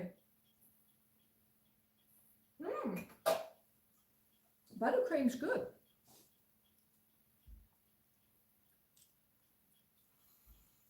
Yes, buttercream, that's right. Journey of my life is putting up lots of little hearts to everyone. If I was still living up your way, I could have been around for coffee and cake. That's right, Paul, you could. You could indeed. But I'm sure, Paul, you'll get here one day. And when you do, I will make you coffee and cake and pies and probably all manner of yummy, tasty things. Instant coffee. Yes, it was instant coffee. Just normal, everyday Nescafe. Trophy says, did I get that from Patrick Swayze? Did I get what from Patrick Swayze? Oh, yes. I'm there now. It took me a moment. No. This is not a Patrick Swayze type moment. Well, let me go check. The cake's been in the freezer for 10 minutes. Let me get it out and we'll see if it's good to go.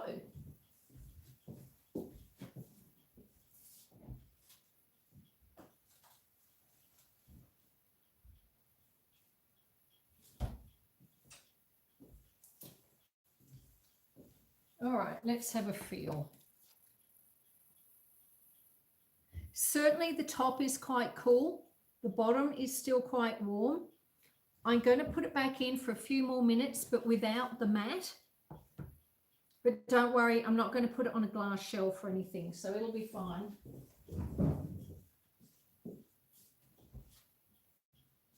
Put it there. It's not going to be that much longer. Hello, Kitty. Hello. Oh, look, everyone, it's the kitty. Hello, Truffle.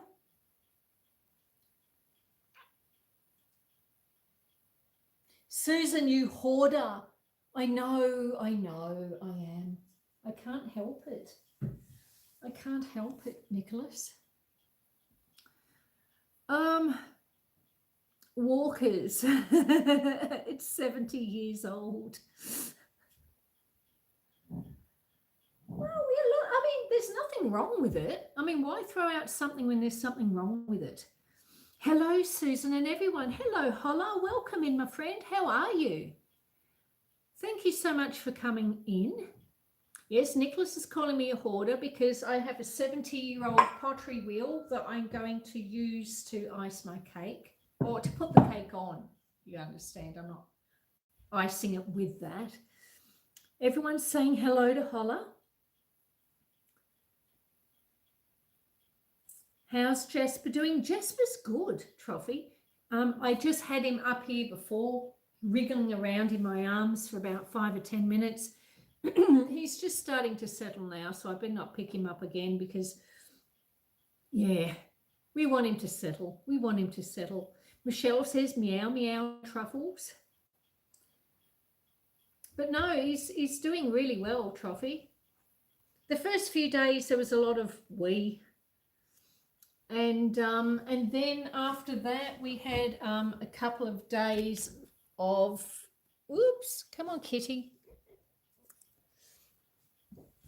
Have the cats eaten? Probably not. Okay. Yeah, so there was a lot of the first few days with Jasper, but he's starting to work out the routine now of when he wants to go. He goes to the door. And also my daughter and I, as owners, we're becoming more attuned to the signals that he sends us. So he has certain habits, and he has this way of looking at you when he needs the toilet, and it's the most pathetic expression you could ever imagine. The first time I saw this expression, I actually pointed it out to my daughter and said, oh my God, look at his face. It's like, you know, and then of course he moved off, and we realized that the reason he'd done that was because he'd done an accident on the floor. So we're getting used to the signals that he gives us just as much as he's getting used to the routine. And then after that, there was a couple of days where he wanted to chew the dining table legs and also the legs of the dining chairs. And I've got an Edwardian dining suite, so I wasn't overly keen for him to do that. But he's moved on from the dining table and chairs now, which is great. And yeah, but he has discovered the pantry this morning. He's discovered that there is a pantry, and he wants to have a look in there, quite frankly. So yes, Kitty, you need to get down. Yes, you do. Yes, you do. Down we get. I keep putting you down. You keep getting back up. All right. How amazing, says Nicholas. Mine is sooking at the door, late for walkies, and I'm hearing about it. Oh, no. Oh, you don't want to be late for walkies. That's terrible. M-Bug is still here. M-Bug is still here. Fantasy Waves is still here. Right. Let's check this cake again and see if it is cold enough to ice.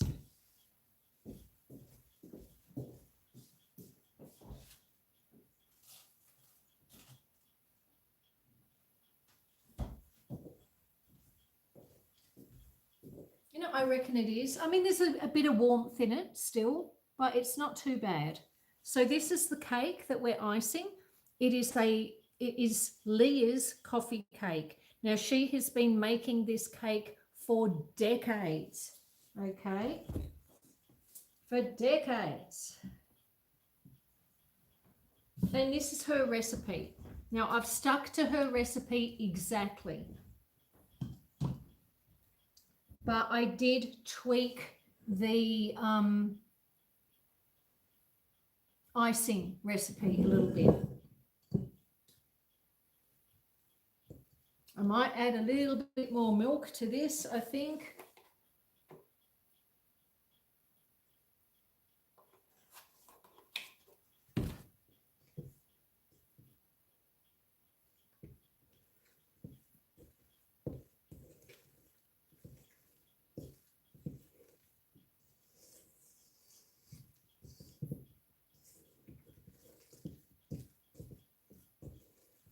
Now this is going to be a very rustic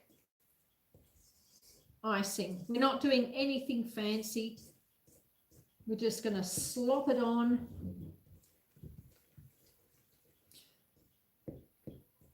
And I might even get out the mortar and pestle, crush up some walnuts, and maybe sprinkle a few walnuts on top, because we can. Let's see how.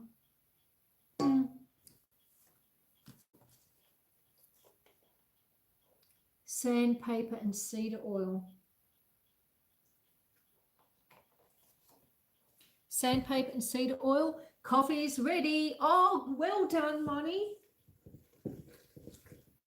Won't be long now, my love.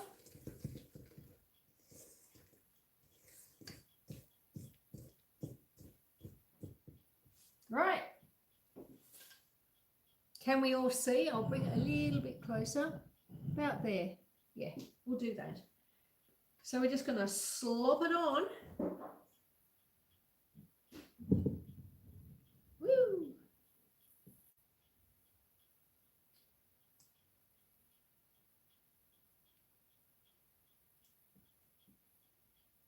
Oops. Dropped a bit. There we go.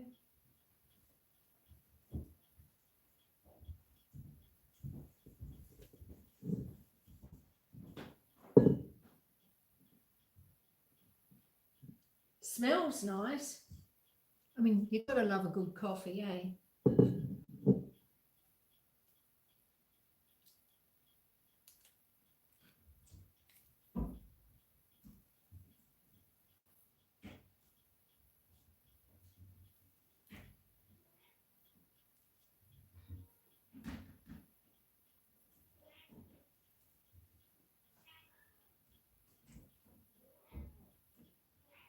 So it's a meowing going on because my daughter's feeding the cats. Pepper's always very vocal when there's cat feeding going on.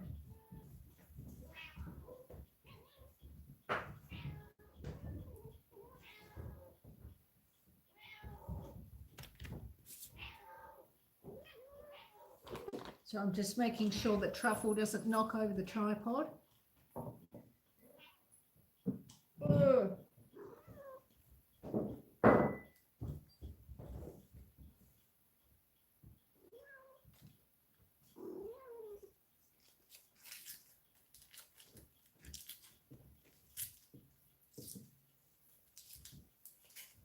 How are we going, chat?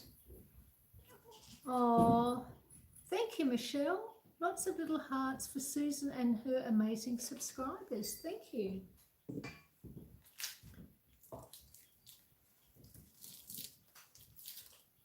Peel this parchment paper off. And then I can go down the sides a little way. Oops. Now there is more icing in the bowl.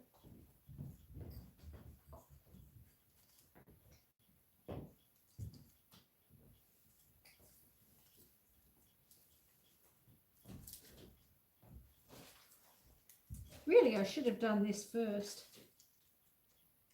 But it's so easy to get distracted when you're on a live, because you're so busy chatting with all your friends. And I do love chatting with you all. It's so wonderful to be able to, you know, potter around at home and in your kitchen, or some weeks, some days it's in the garden or out in the paddocks with the cows, and have you all with me. I really love that. It's the one, you know, one of the great things about modern technology is that it allows us to be able to do that.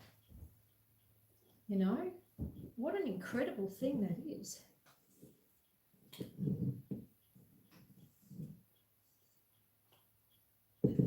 All right.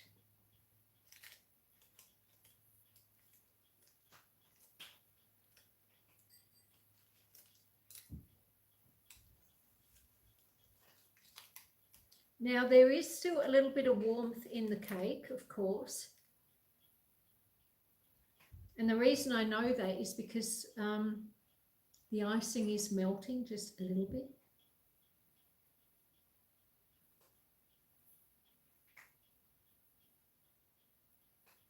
Hopefully it won't melt too much. Just smooth it over.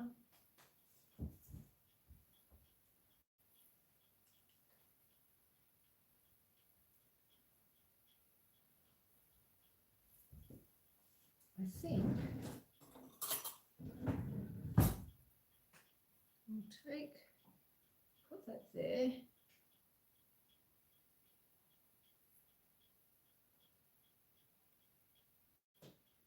It's a very rustic cake. It's one of those cakes that you whip up really quick.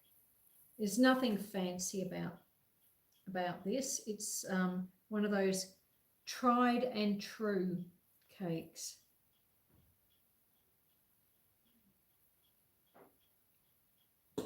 Well, it's certainly rustic. Let me get a different plate to pop it on.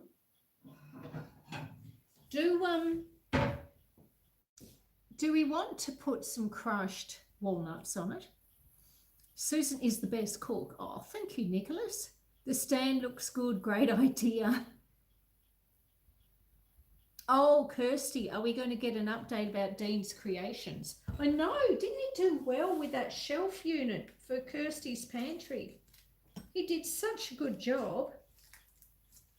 He did such a good job. All right.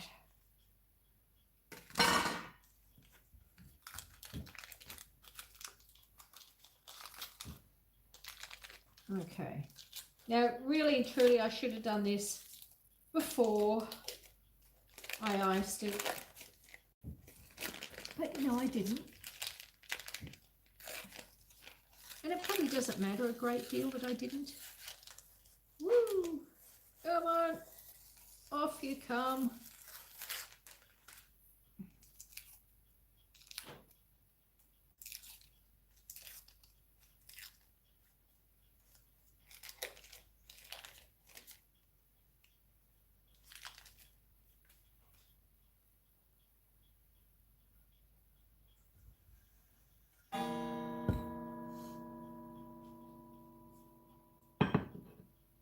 All right.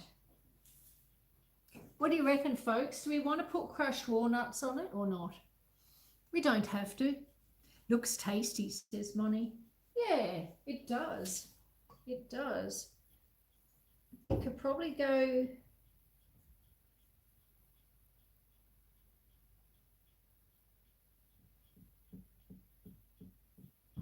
You do that a little bit, it brings it up into little peaks. So you just touch it and pull it up, and then it makes all these little mountains and peaks on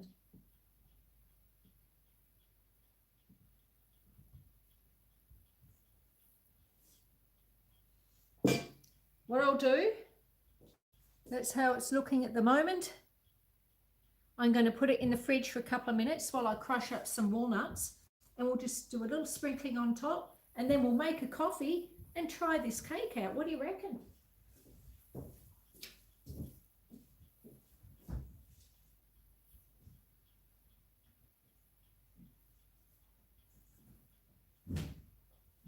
Okay, because I tell you,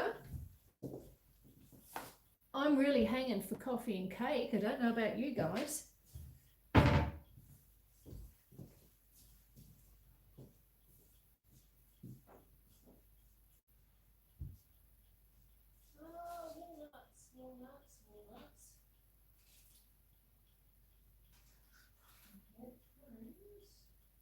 Okay. Almonds, walnuts, there we go.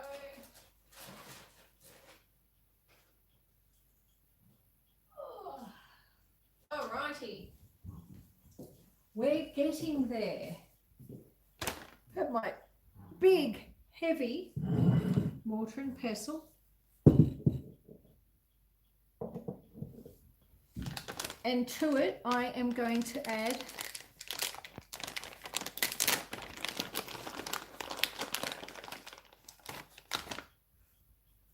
just a small handful of walnut pieces.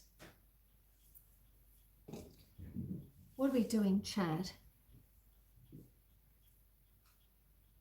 Yeah, yeah, he really did, Nicholas. What did that table that Dean did was absolutely amazing. Kirsty says, thank you, Nicholas. We're still organising, but it's improving. We're thinking of moving the freezer. Oh, it looks delicious, Susan, says Kirsty. Thank you. Thank you. Do I have a grandfather clock? Yes, I do, Chris Wilkinson. I like clocks. I mean, I like all sort of old things, I suppose.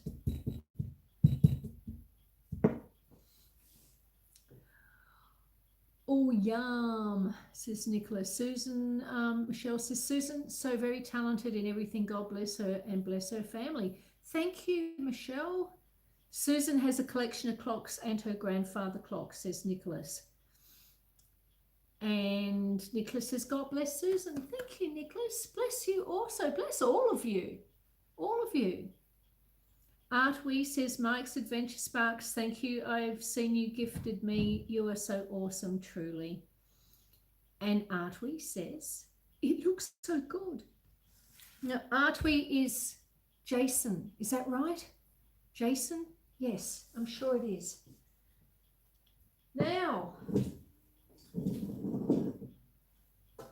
I suppose it's time for the exciting part. We're coming up to the exciting part anyway. And what's the exciting part, you might ask? Well,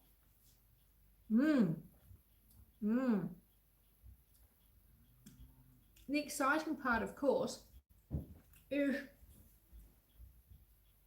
trying this cake out. Oh, I've got to stop.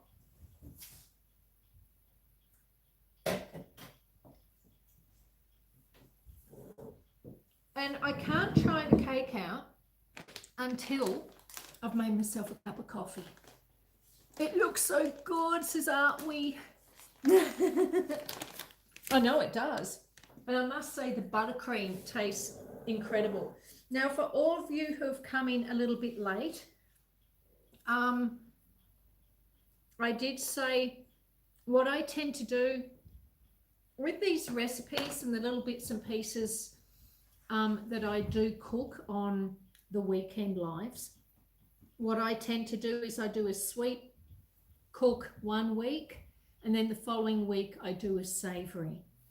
And at the end of every live, what I do is I upload to the video description, so that there's already a description for the live, but after the live I put the recipe up.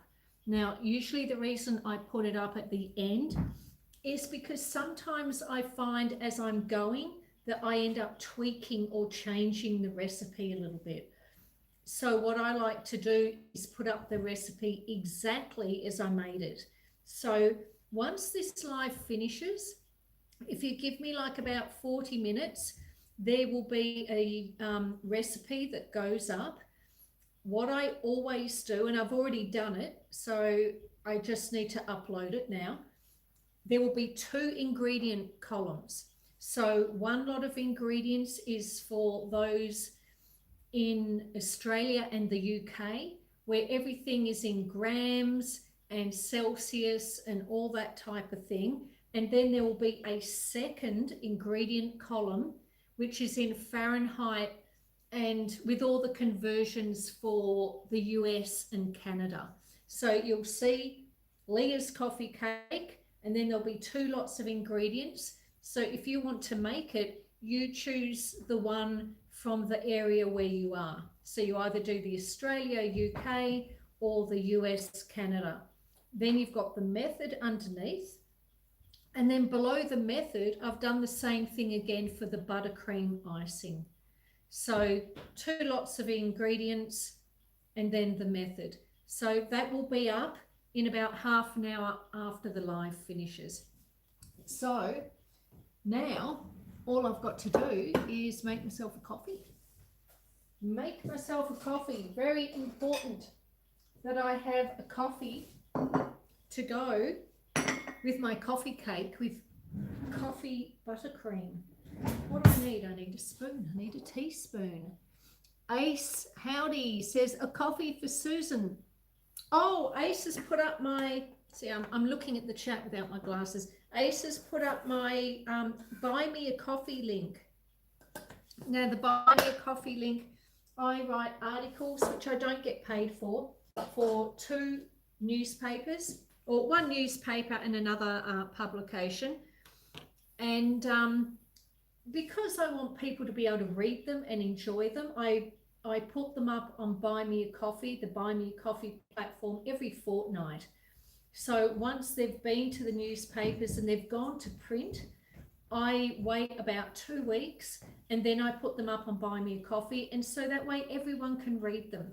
So the link that Ace has put up is for that. Now let me grab the kettle.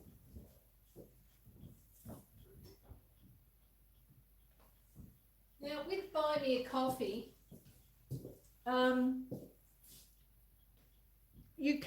people can donate on Buy Me a Coffee, but I don't care if you don't donate.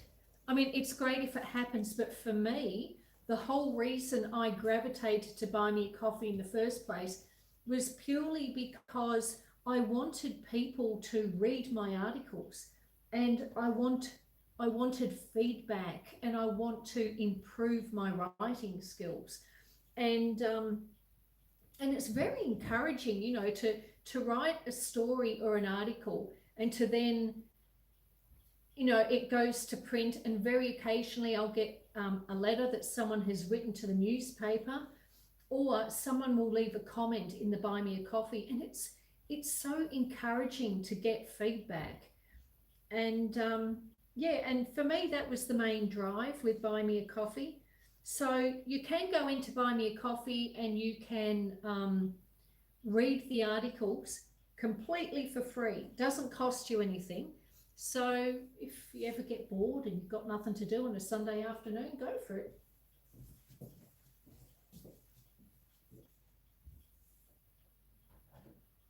Right, let's get this cake.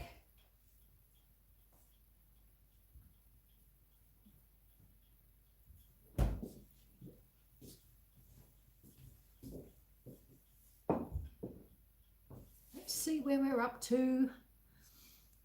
Let's all buy a coffee for Susan. Oh no, that's all right, Nicholas. Thank you, but that's okay. Awesome, Ace. Thank you. Great content and chat. I know. Look, we have a wonderful community here. We really do. We have the most amazing community. Now, where did I put those walnuts? We'll put a few walnuts on the top of this, shall we?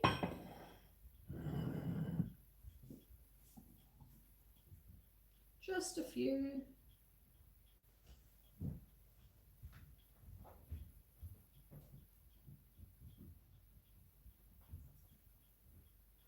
Won't do too many. It does look good.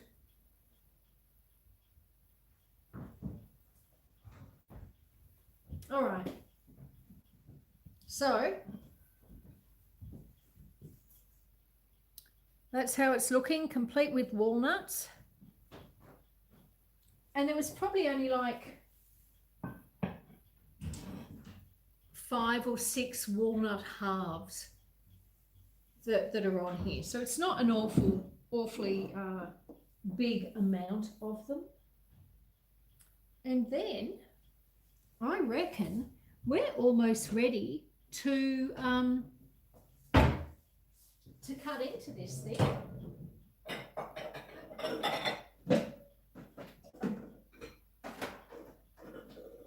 Is that the right one? No, that's not the right one.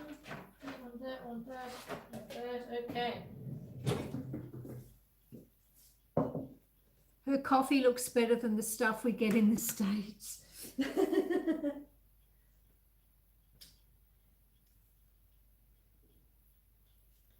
Well, when you only have 1 or 2 coffees a day, you've got to make sure it's good, don't you? Now, what I am going to do before I cut into this cake.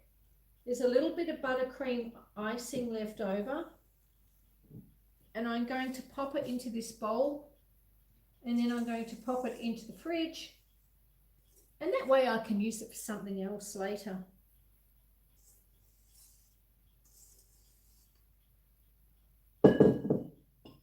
But I reckon once we've done that, we might even be able to go outside for a little bit. We'll try the cake first. And once we've tried the cake, we'll go sit on the front veranda, enjoy some sun, and because we've got a little bit of winter sun today before the rains return. It is our winter here in Australia, in the southern hemisphere.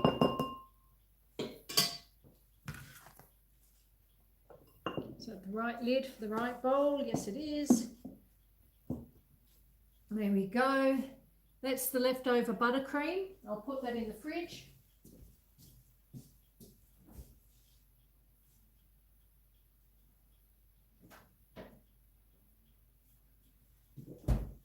And now, really, there's only one thing left to do, isn't there?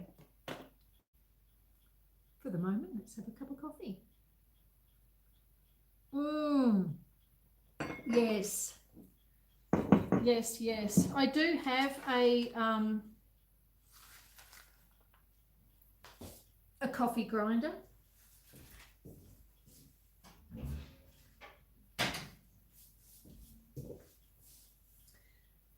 And years ago, I used to have a little espresso machine, but it died.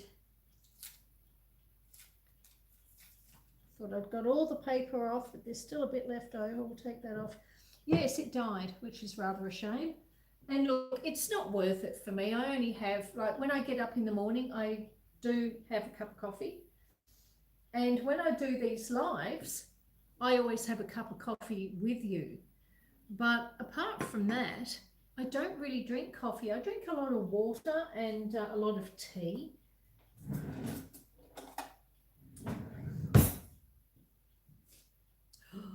Yummy, yummy. Are we ready? And yeah, it's not worth me having a coffee machine just for one cup of coffee a day, I don't think. Send some to me. Send some to Mike too, says Nicholas. Oh, I hear all the cows mooing. The cows are mooing. Will your daughter like the cake too? Yes, I reckon she will.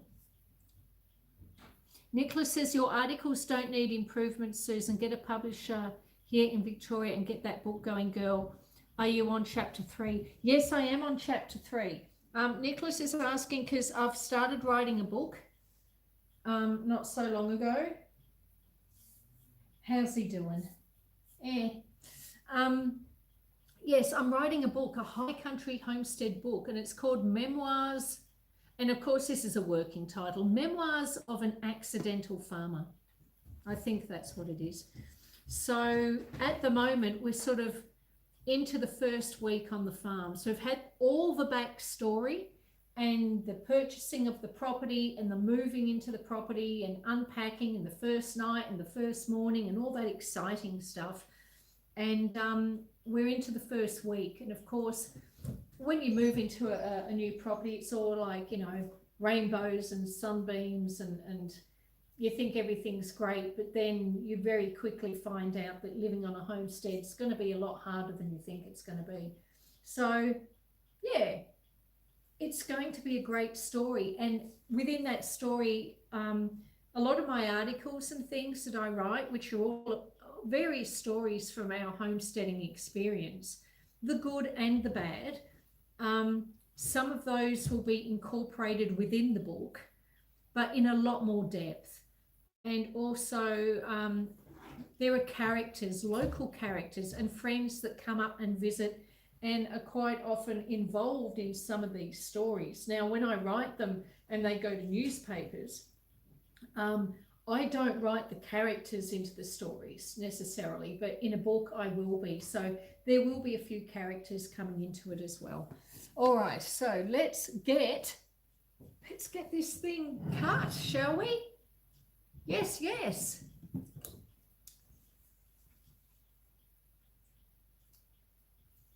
Oh, and a French press. See, that'd be nice, Moni. Please, please have a piece for me and for the girls. Thank you very much. Oh, thank you, Michelle. All right, right, let's do this. Are we ready? Are we ready? I'll bring it a bit closer so you can see. All right, Nicholas is saying, Mike, get ready. And Maria and Kirsty, great title, don't share too much. No, I won't share too much. All right, we're cutting the cake.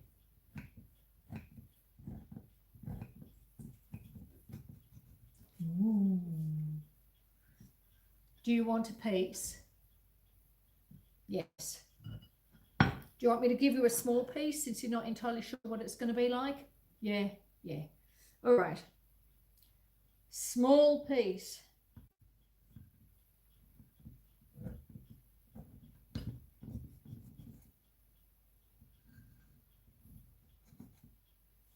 Oh, it's very exciting, isn't it? Are you excited or is it just me? Ladies first, darling, says Nicholas. Quite right. Ladies first.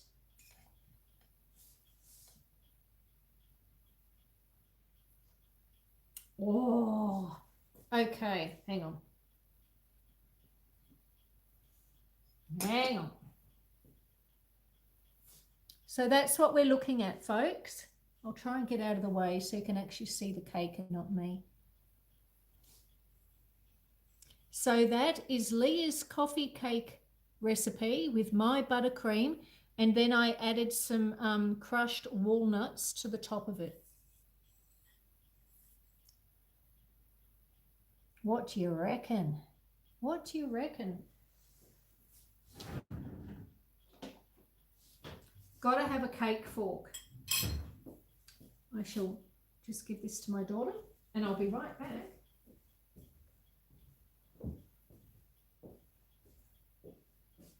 That's okay. You've got to give me a critique because you're going to get to try it before I get to try it.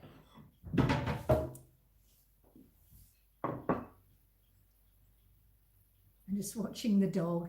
The dog's very fascinated. All right, so I cut the cake, obviously. So that's, you can see inside there. You can see the crumb. Now it's our turn, folks. Our turn to try this incredible cake. Maria said, whatever it was you just said, Nick, I'm just going to say no. Hello, Susan's daughter, says Mike's Adventure Sparks. She's waving, Mike. It looks so good, says Maria. It does, it does. Yes, I must have some. See, I'm busy reading the chat and watching the dog and all that sort of thing, and I'm forgetting. Cake for the artist. Yay, says Ace. All right, okay, let's do this.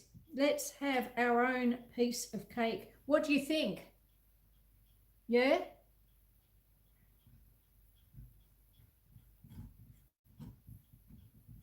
Okay. Yummy, yummy. Yummy, yummy. It's so yummy, I can't wait. La, da, la, da, da. Right. Right. Now, let's do this. Katie's Kitchen's here. She's saying yummy. I'm saying yummy. Right.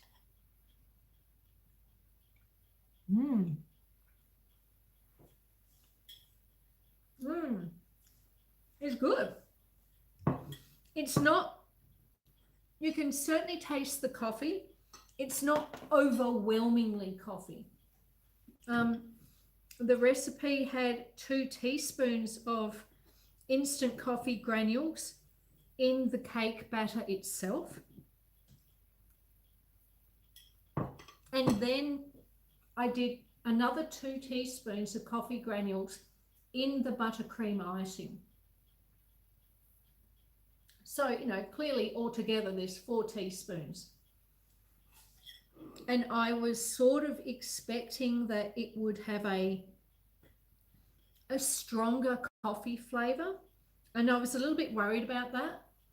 Like, I didn't necessarily want it to be a strong coffee flavour. Like, I didn't want to be sort of like hit around the face by, whoa, this is so coffee-like. It's there, but it's very subtle. It's perfect. It's absolutely perfect. Absolutely perfect. Just look at that. Sensational.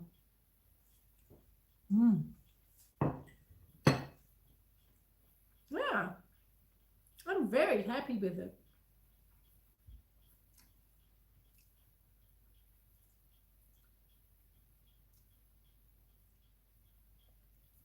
Now I see Maria and Nicholas are having a bit of a banter.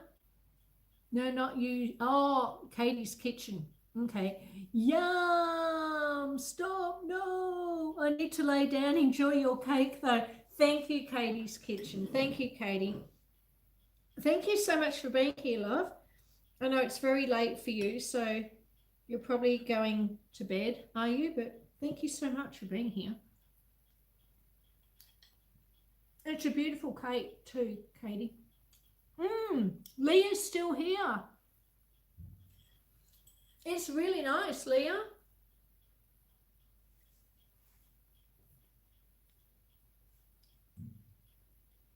And that little trick of putting it in the freezer to cool it down a bit so you could ice it quicker. Yeah, that worked well.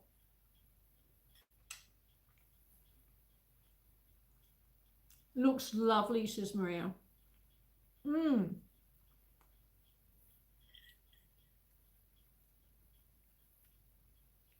It's very nice. Very nice.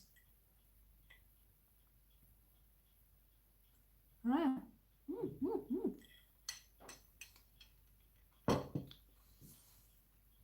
Nicholas says, I'm going to get a cherry blueberry Danish pastry. From the bakery, thanks to Susan. Enjoy, Nicholas. That does sound good too. But I must say, oh, look, this is too good to eat with it. I haven't got time to eat it with a fork. Moni says, thank you, Susan. Looks delicious. Turning into a pumpkin. Headed off to bed. See you again soon. Moni, thank you so much for being here, my love. I hope you sleep well. And have a lovely rest of the weekend.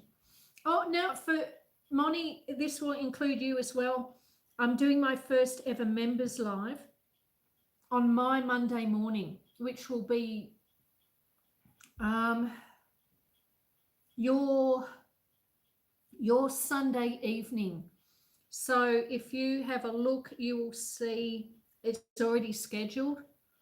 So anyone that's a member, I'm doing my first ever members live on Monday morning my time, which will be Sunday night your time. But let's keep eating cake.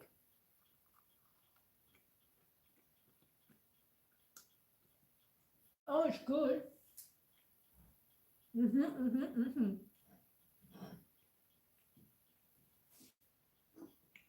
And once we've eaten our cake, we'll go sit on the front veranda.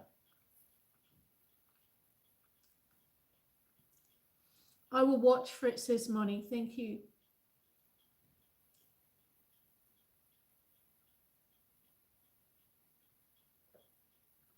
Maria, is your daughter still not well?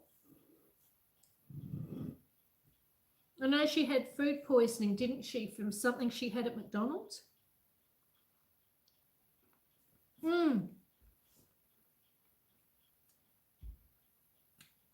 Thank you, M-Bug.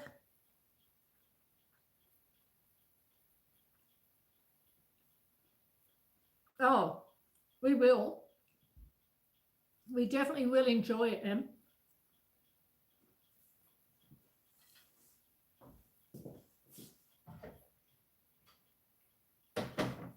Now, we're going to head outside. So let me hide this cake in the cupboard where dogs and cats can't get to it.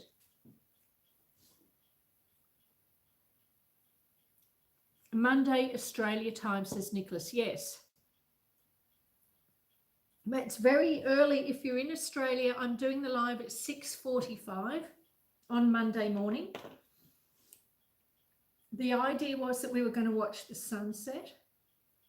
And also, when I scheduled the live, I only had one member who was in Australia, whereas all my other members are all in the Northern Hemisphere. So as a thank you to all my members and all my friends, all my friends and family, you know, I wanted to make it earlier so you could all go to bed a bit earlier. So it's 6:45 here for me. And the idea is that we're going to watch the sunrise over the mountain, which will be really nice. Only thing is they've also said it's going to rain. Not till 8 o'clock. And like by then the live will be over. So it may be a little bit overcast. Now that could work really well for sunrise or not really well for sunrise. I guess time will tell. Either way, it'll be dark when we start and it will be not dark when we finish. It's only going to be a short live. And by short, I mean like maybe 45 minutes. So from 6:45 to 7:30, or long enough for me to drink a cup of coffee and watch the sun come up. Where's the cake going, Susan? I've put it in the cupboard, Nicholas, where no cats can get to it. I don't want to put it into a container yet with a lid on it, only because it's still just ever so slightly warm. And really, I want it to cool down totally before I put it away and put a lid on it in an airtight container. So otherwise it will sweat and that won't do it any good. I don't want it to sweat. Mike's Adventure Sparks has done another High Country Homestead membership. Temmie Twisted Zones is now a member. Hello, Temmie Twisted Zones. Good to meet you and congratulations on being a member. That is fantastic. Oh, Mike, what a legend, says Nicholas Grollo. Well, he is. You really are. You're a legend. Where's the cake going, says Nicholas. Oh. Chris Wilkinson is going as well. Okay. Now, Chris Wilkinson, thank you so much for being here, my friend. Let me put my battery pack in my pocket, if I can. Oh, what we're going to do is head outside for a few minutes. Oops. And take in the view. I'll take my coffee, what's left of it, and we'll go and have a look. Oh, there's the wood stove. For anyone who's here who hasn't seen the wood stove, hang on, let me, how do I do this? I'll turn you around. Okay, so that's it. It's not on at the moment. I've let it go cold because it desperately needed a clean. So once this live is over and I've cleaned the kitchen, and there's a bit of cleaning here I've got to do. You know, there's a bit of mess. There's the blender from when I had to make the icing sugar. And there's a few dishes in the sink. And look at this mess everywhere. But yes, once the live's over, I'm going to clean up the mess. And then I am going to clean that wood stove. We haven't done a cleaning wood stove live for a little while, have we? I have done one. All right, let's get you out the door. Oh, there's the dining suite I was telling you about. See, look, those lovely legs, those lovely casters. And Jesper just loves those, of course. You can well imagine. It's a beautiful thing. It's got lovely carving. So, yes, do like my old dining suite. It's a 10-seater. It's quite large. Is it 10 or is it bigger than 10? Well, it's big anyway. Let me get the door open. 1, 2, 3, 4, 5, 6, 7, 8, 9, 10. No, it's a 12-seater. I'm lying to you. It's a 12-seater. Get this door shut. Can I get the door shut? All right, hang on. Hang on. Put the cup down there. All right, we are outside.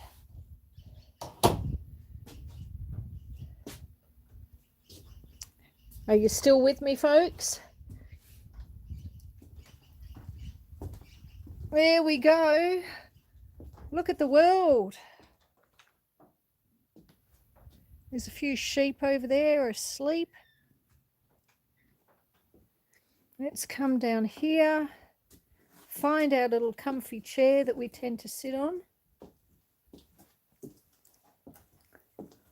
Walking down the veranda.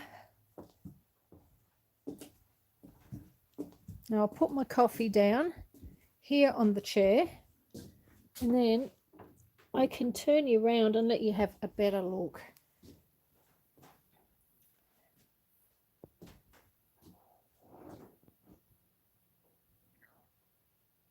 There you go. Look at that. I hope you can see it okay. Let me angle it slightly differently. So when we watch the sun come up on Monday, we'll be sitting right there on this chair, and the sun will come up over in that direction over there.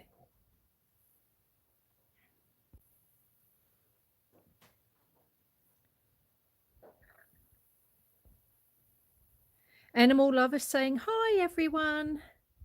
Hello, dear. Good to see you again. Maria says, Nick, it sounds like it's from a movie.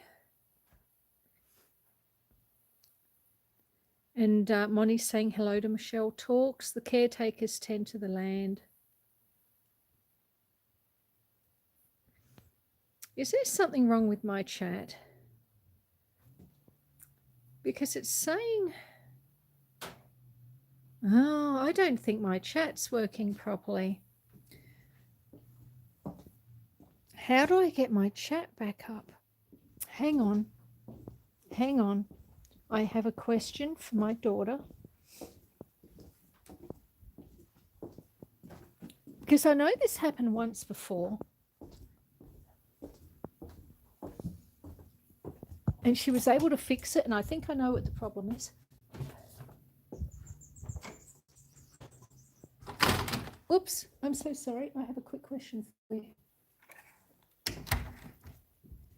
My chat on my phone is only showing up to 10:17. So is it that one there? Okay. 12:05. Yes.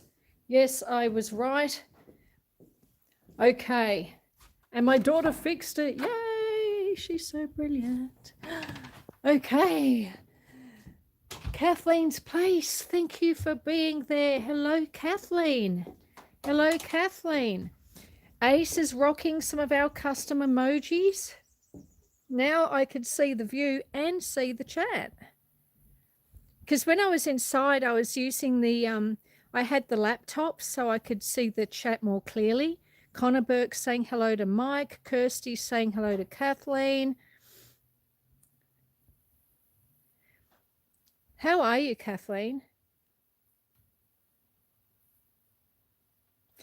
Ace says new members aren't always in the chat at the time of purchase. It's YouTube's choice. Yes, that's right. Oh my God, it's Christian. Hey, it's me. We love Susan, says Nicholas Grollo. Thank you.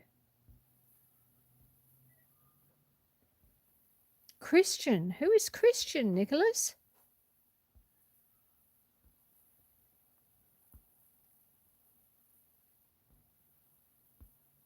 Yes, I fixed it. Yes, I did. Or my daughter did. When I was inside, I was able to see the chat on my laptop because I have the laptop on the kitchen bench, and that way it's easier to read.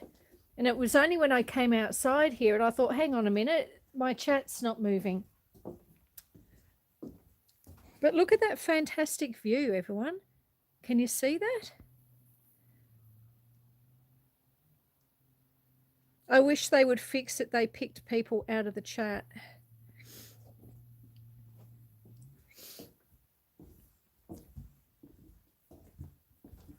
So let's walk around the veranda.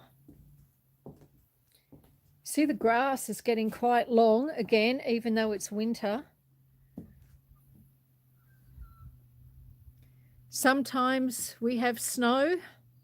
We can get quite a lot of snow in winter up here, but it's been quite mild. And I mean, you can see here some of the trees have still got their autumn color. All the cows, you can see them. They're standing up there now that it's back in focus. So the white you can see at the top is the big hay shed, and then there's some cows standing in front of that hay shed.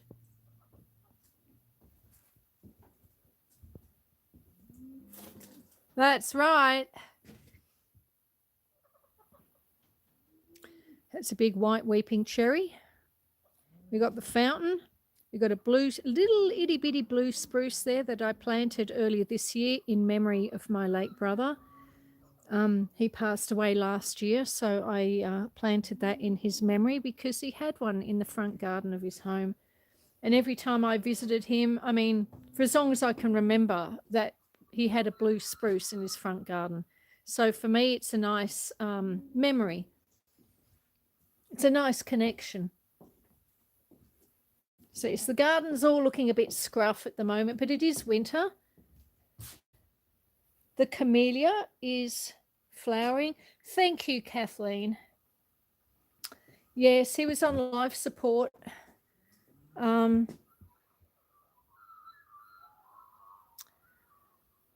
He wasn't very well at all. He had a cold. He got a cold. It all started with a cold.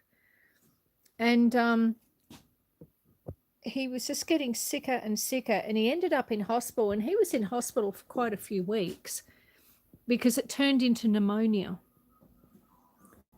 And he was like aching to get home. Like he really wanted to go home.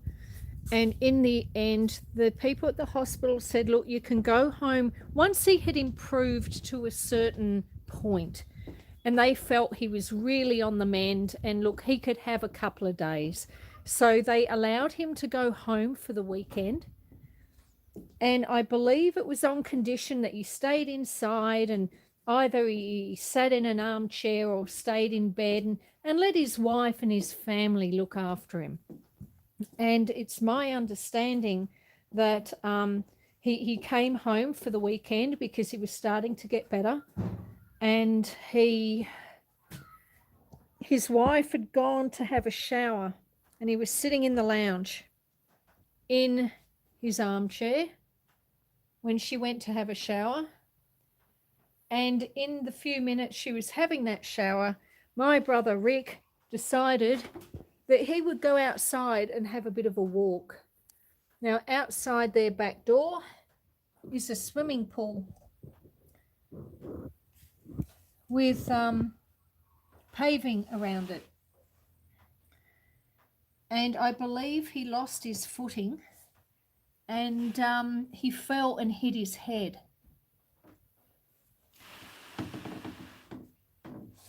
Yeah, he fell and hit his head. Let me angle this camera slightly differently so you can actually see me.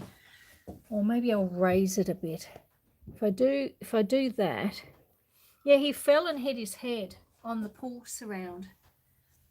and he was taken back to hospital. And look, I sort of understand it, but I was very angry at him there for a little while.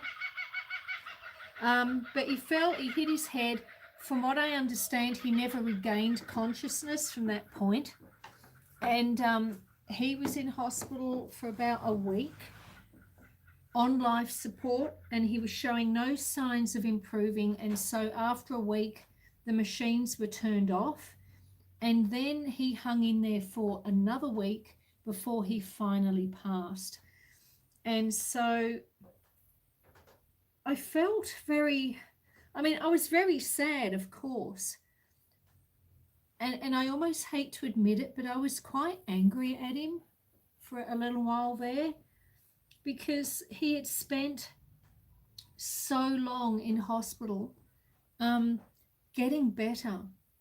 And he was sent home just for the weekend on the proviso that he just stayed inside and relaxed, and he didn't.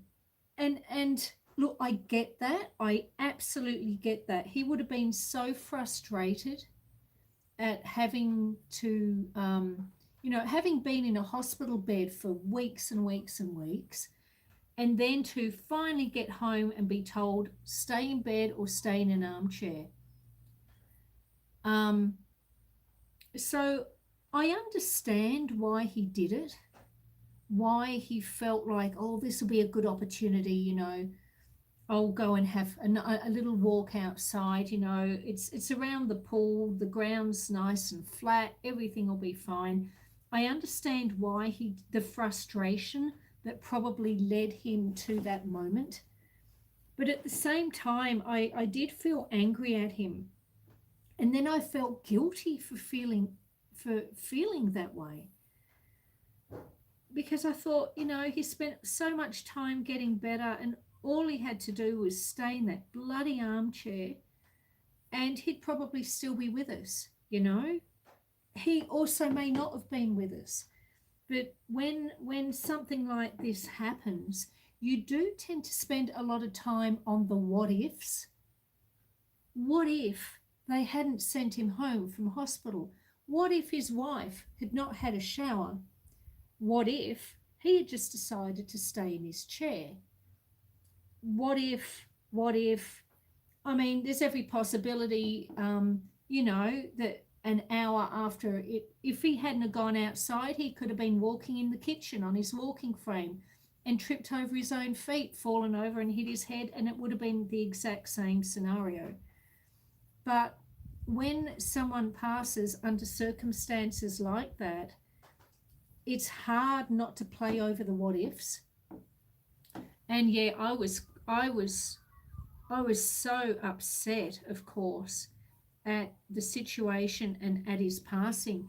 And I was so very angry. I was angry that he did that. I say, I can't believe you did that. And I tell him, I can't believe you did that. Why didn't you just stay inside? But I guess for me, that was part of the grieving process, And I understand why it happened. I understand why he did that. It doesn't make it any easier.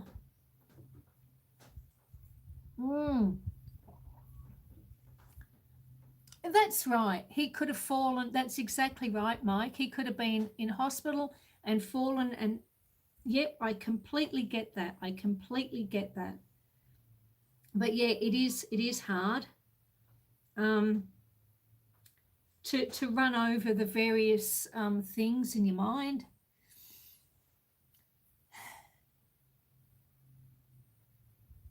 Because he never got sick, he was one of those people, he never got sick. He had a broken leg once and that was it. He never got sick. So to have this happen to him, and after all those weeks, he was in hospital for over a month before they thought he was well enough. And that was the first time he'd ever really been sick.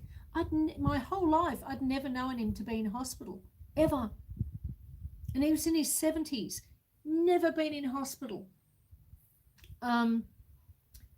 he was just an incredibly healthy man. So to have this happen, you know, like, yeah. Anyway, it is what it is. It can't be changed. Yes, Kathleen says I did the same thing when my parents passed. It's hard going over the what ifs. Yeah, it is. It is. And I do feel guilty for feeling angry at him sometimes. But every morning when I get up and I get out of bed, and I've always had this same routine, like, because my parents, I was a teenager when my parents passed, and I get up and I say, good morning, Mum. Good morning, Dad. Good morning, Auntie Beryl. Good morning, Uncle James. Good morning, Mops. Good morning, Pops. And I say good morning to all my ancestors, the ones that I knew who passed sort of already. And now, of course, I have to remember to try and put Rick in there as well. So good morning, Rick. You know, hope you're all well today. But yeah, I talk to them and I remember them every day, just like I talk to God every day, you know.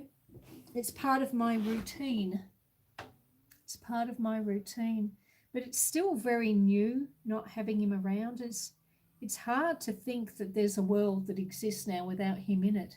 And I'm sure you all feel the exact same way too.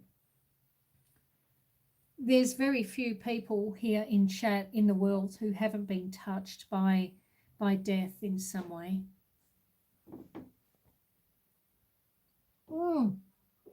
Anyway, all that because we looked at a blue spruce. What matters is we're out here in the sun enjoying this incredible autumnal winter filled day. It's hard. Susan lost both her parents. Yeah, I was a teenager when they passed. But, you know, it's made me stronger. I've always said that, you know how that saying that what doesn't kill you makes you stronger? I wish I could give you a hug. Oh, thank you. That would be lovely. Thank you. And I've always said, going through my life, that there are things that have happened in my life, some of which I could truly say were, Ginger Nut said, I lost my wife back in 2021. I get it. Yeah.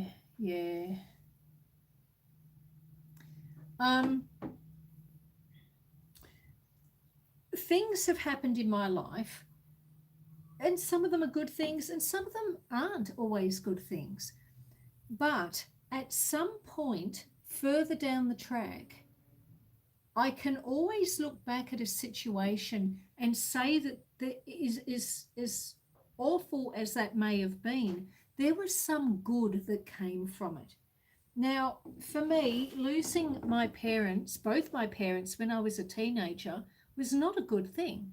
There's nothing that you could say that would make you think that that could be a good thing.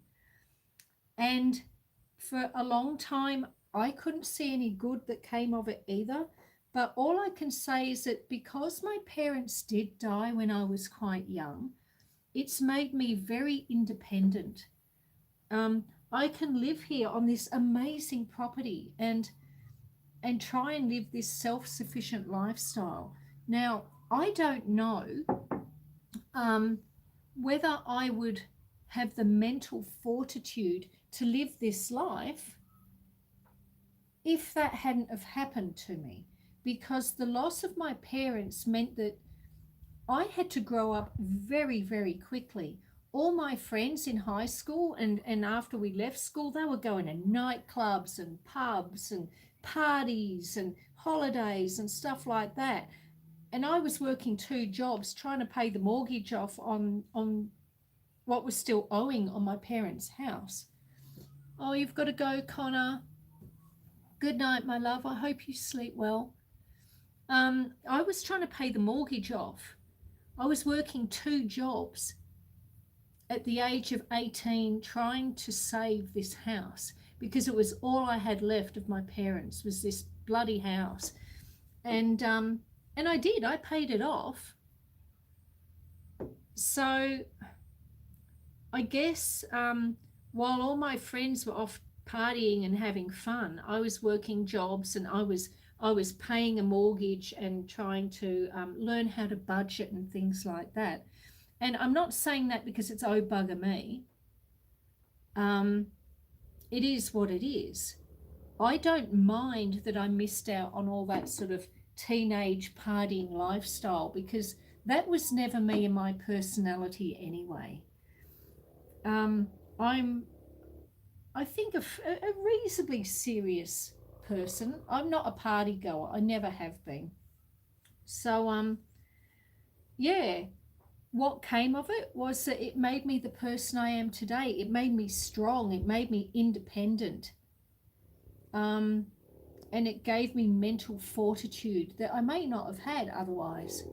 So it doesn't matter how bad a situation may seem, at some point further down the line, and it might be a day or two, it might be a couple of months, it might be 10 years, but at some point you're going to be able to look back at a situation that has happened to you in your life and say, look, that was a horrible thing that happened, but there was some good things that were born of that situation. So yeah. God, we get onto some weird topics at times, don't we? We really do. But let me turn you around to look at the beautiful view we've got. Let me see if I go over here, it might be less glary for you. Is that less glary? It's not really, is it? Oh, it sort of is. There we go. They are good topics, says Kathleen.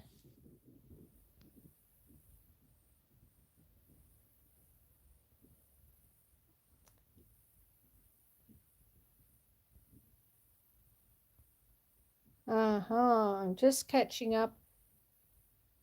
Yeah, I remember you telling me that, Nicholas, that you boss.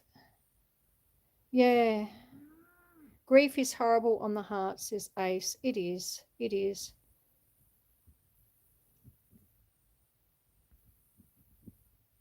Yeah, that's right, Mike. It might have been his time to go. You just never know. That's quite true. It's quite true. Thank God we are all here to enjoy this time with you, Susan, says Mike. And Kathleen says, what a beautiful view. Just look at that. And yeah, I'm so blessed to have this view. I mean, this is where I live, you know. And I don't know if I would have had the mental strength to move up here and live this life. So there's always blessings. There's always silver linings. And like, look at those clouds. There's literally silver linings.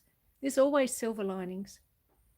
It just, sometimes it takes you a while to see them and to accept them and to understand them.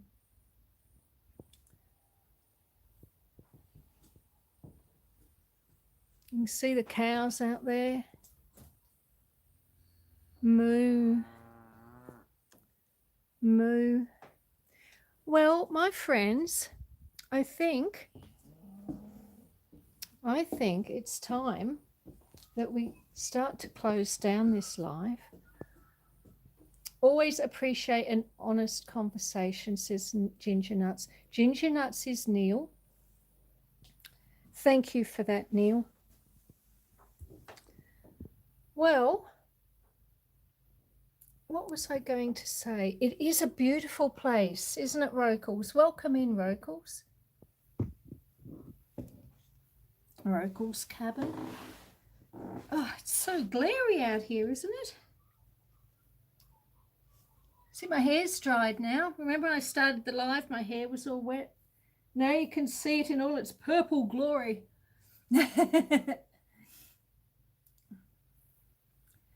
Well, what did I have to say to you all?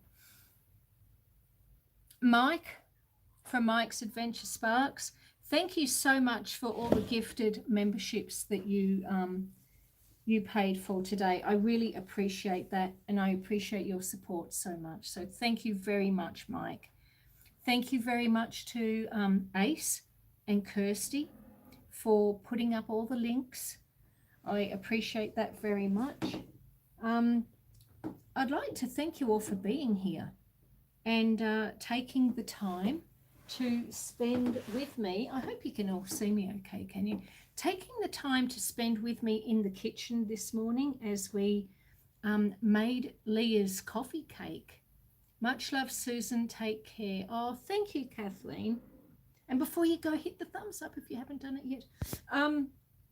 Yeah, spending the time with me. I love these lives. I love all my lives because we have such an incredible community, and it's so wonderful to just potter around at home with my friends, because you're all my friends and you're all my family, and it's wonderful. I really enjoy it. I enjoy each and every one of you, talking to each and every one of you. We really are a wonderful community. So thank you so much for being here. For those of you that bought memberships today, because I know there's a few of you, thank you so very much. I am working up to working out how to do memberships, you know, and getting all the emojis sorted out, and the levels, and what I'm going to be able to offer or not offer members. So I'm still working that out a little bit. Mike says good night, everyone, or good day. So, yeah, and thank you for coming out and looking at the view, and listening to me talk about my brother and different things. Yeah, it really means a lot that you're all here with me. So I appreciate each and every one of you so very, very much. And really the only thing left to say now, apart from give it a thumbs up if you haven't yet, is I hope you all have a wonderful weekend. Have a good night's sleep. And I want you all to take care and to stay safe. And spread kindness. And of course, the last thing that we always say is be beautiful. And I love you all very much. And I'll see you all again on the next one. You all take care. Bye.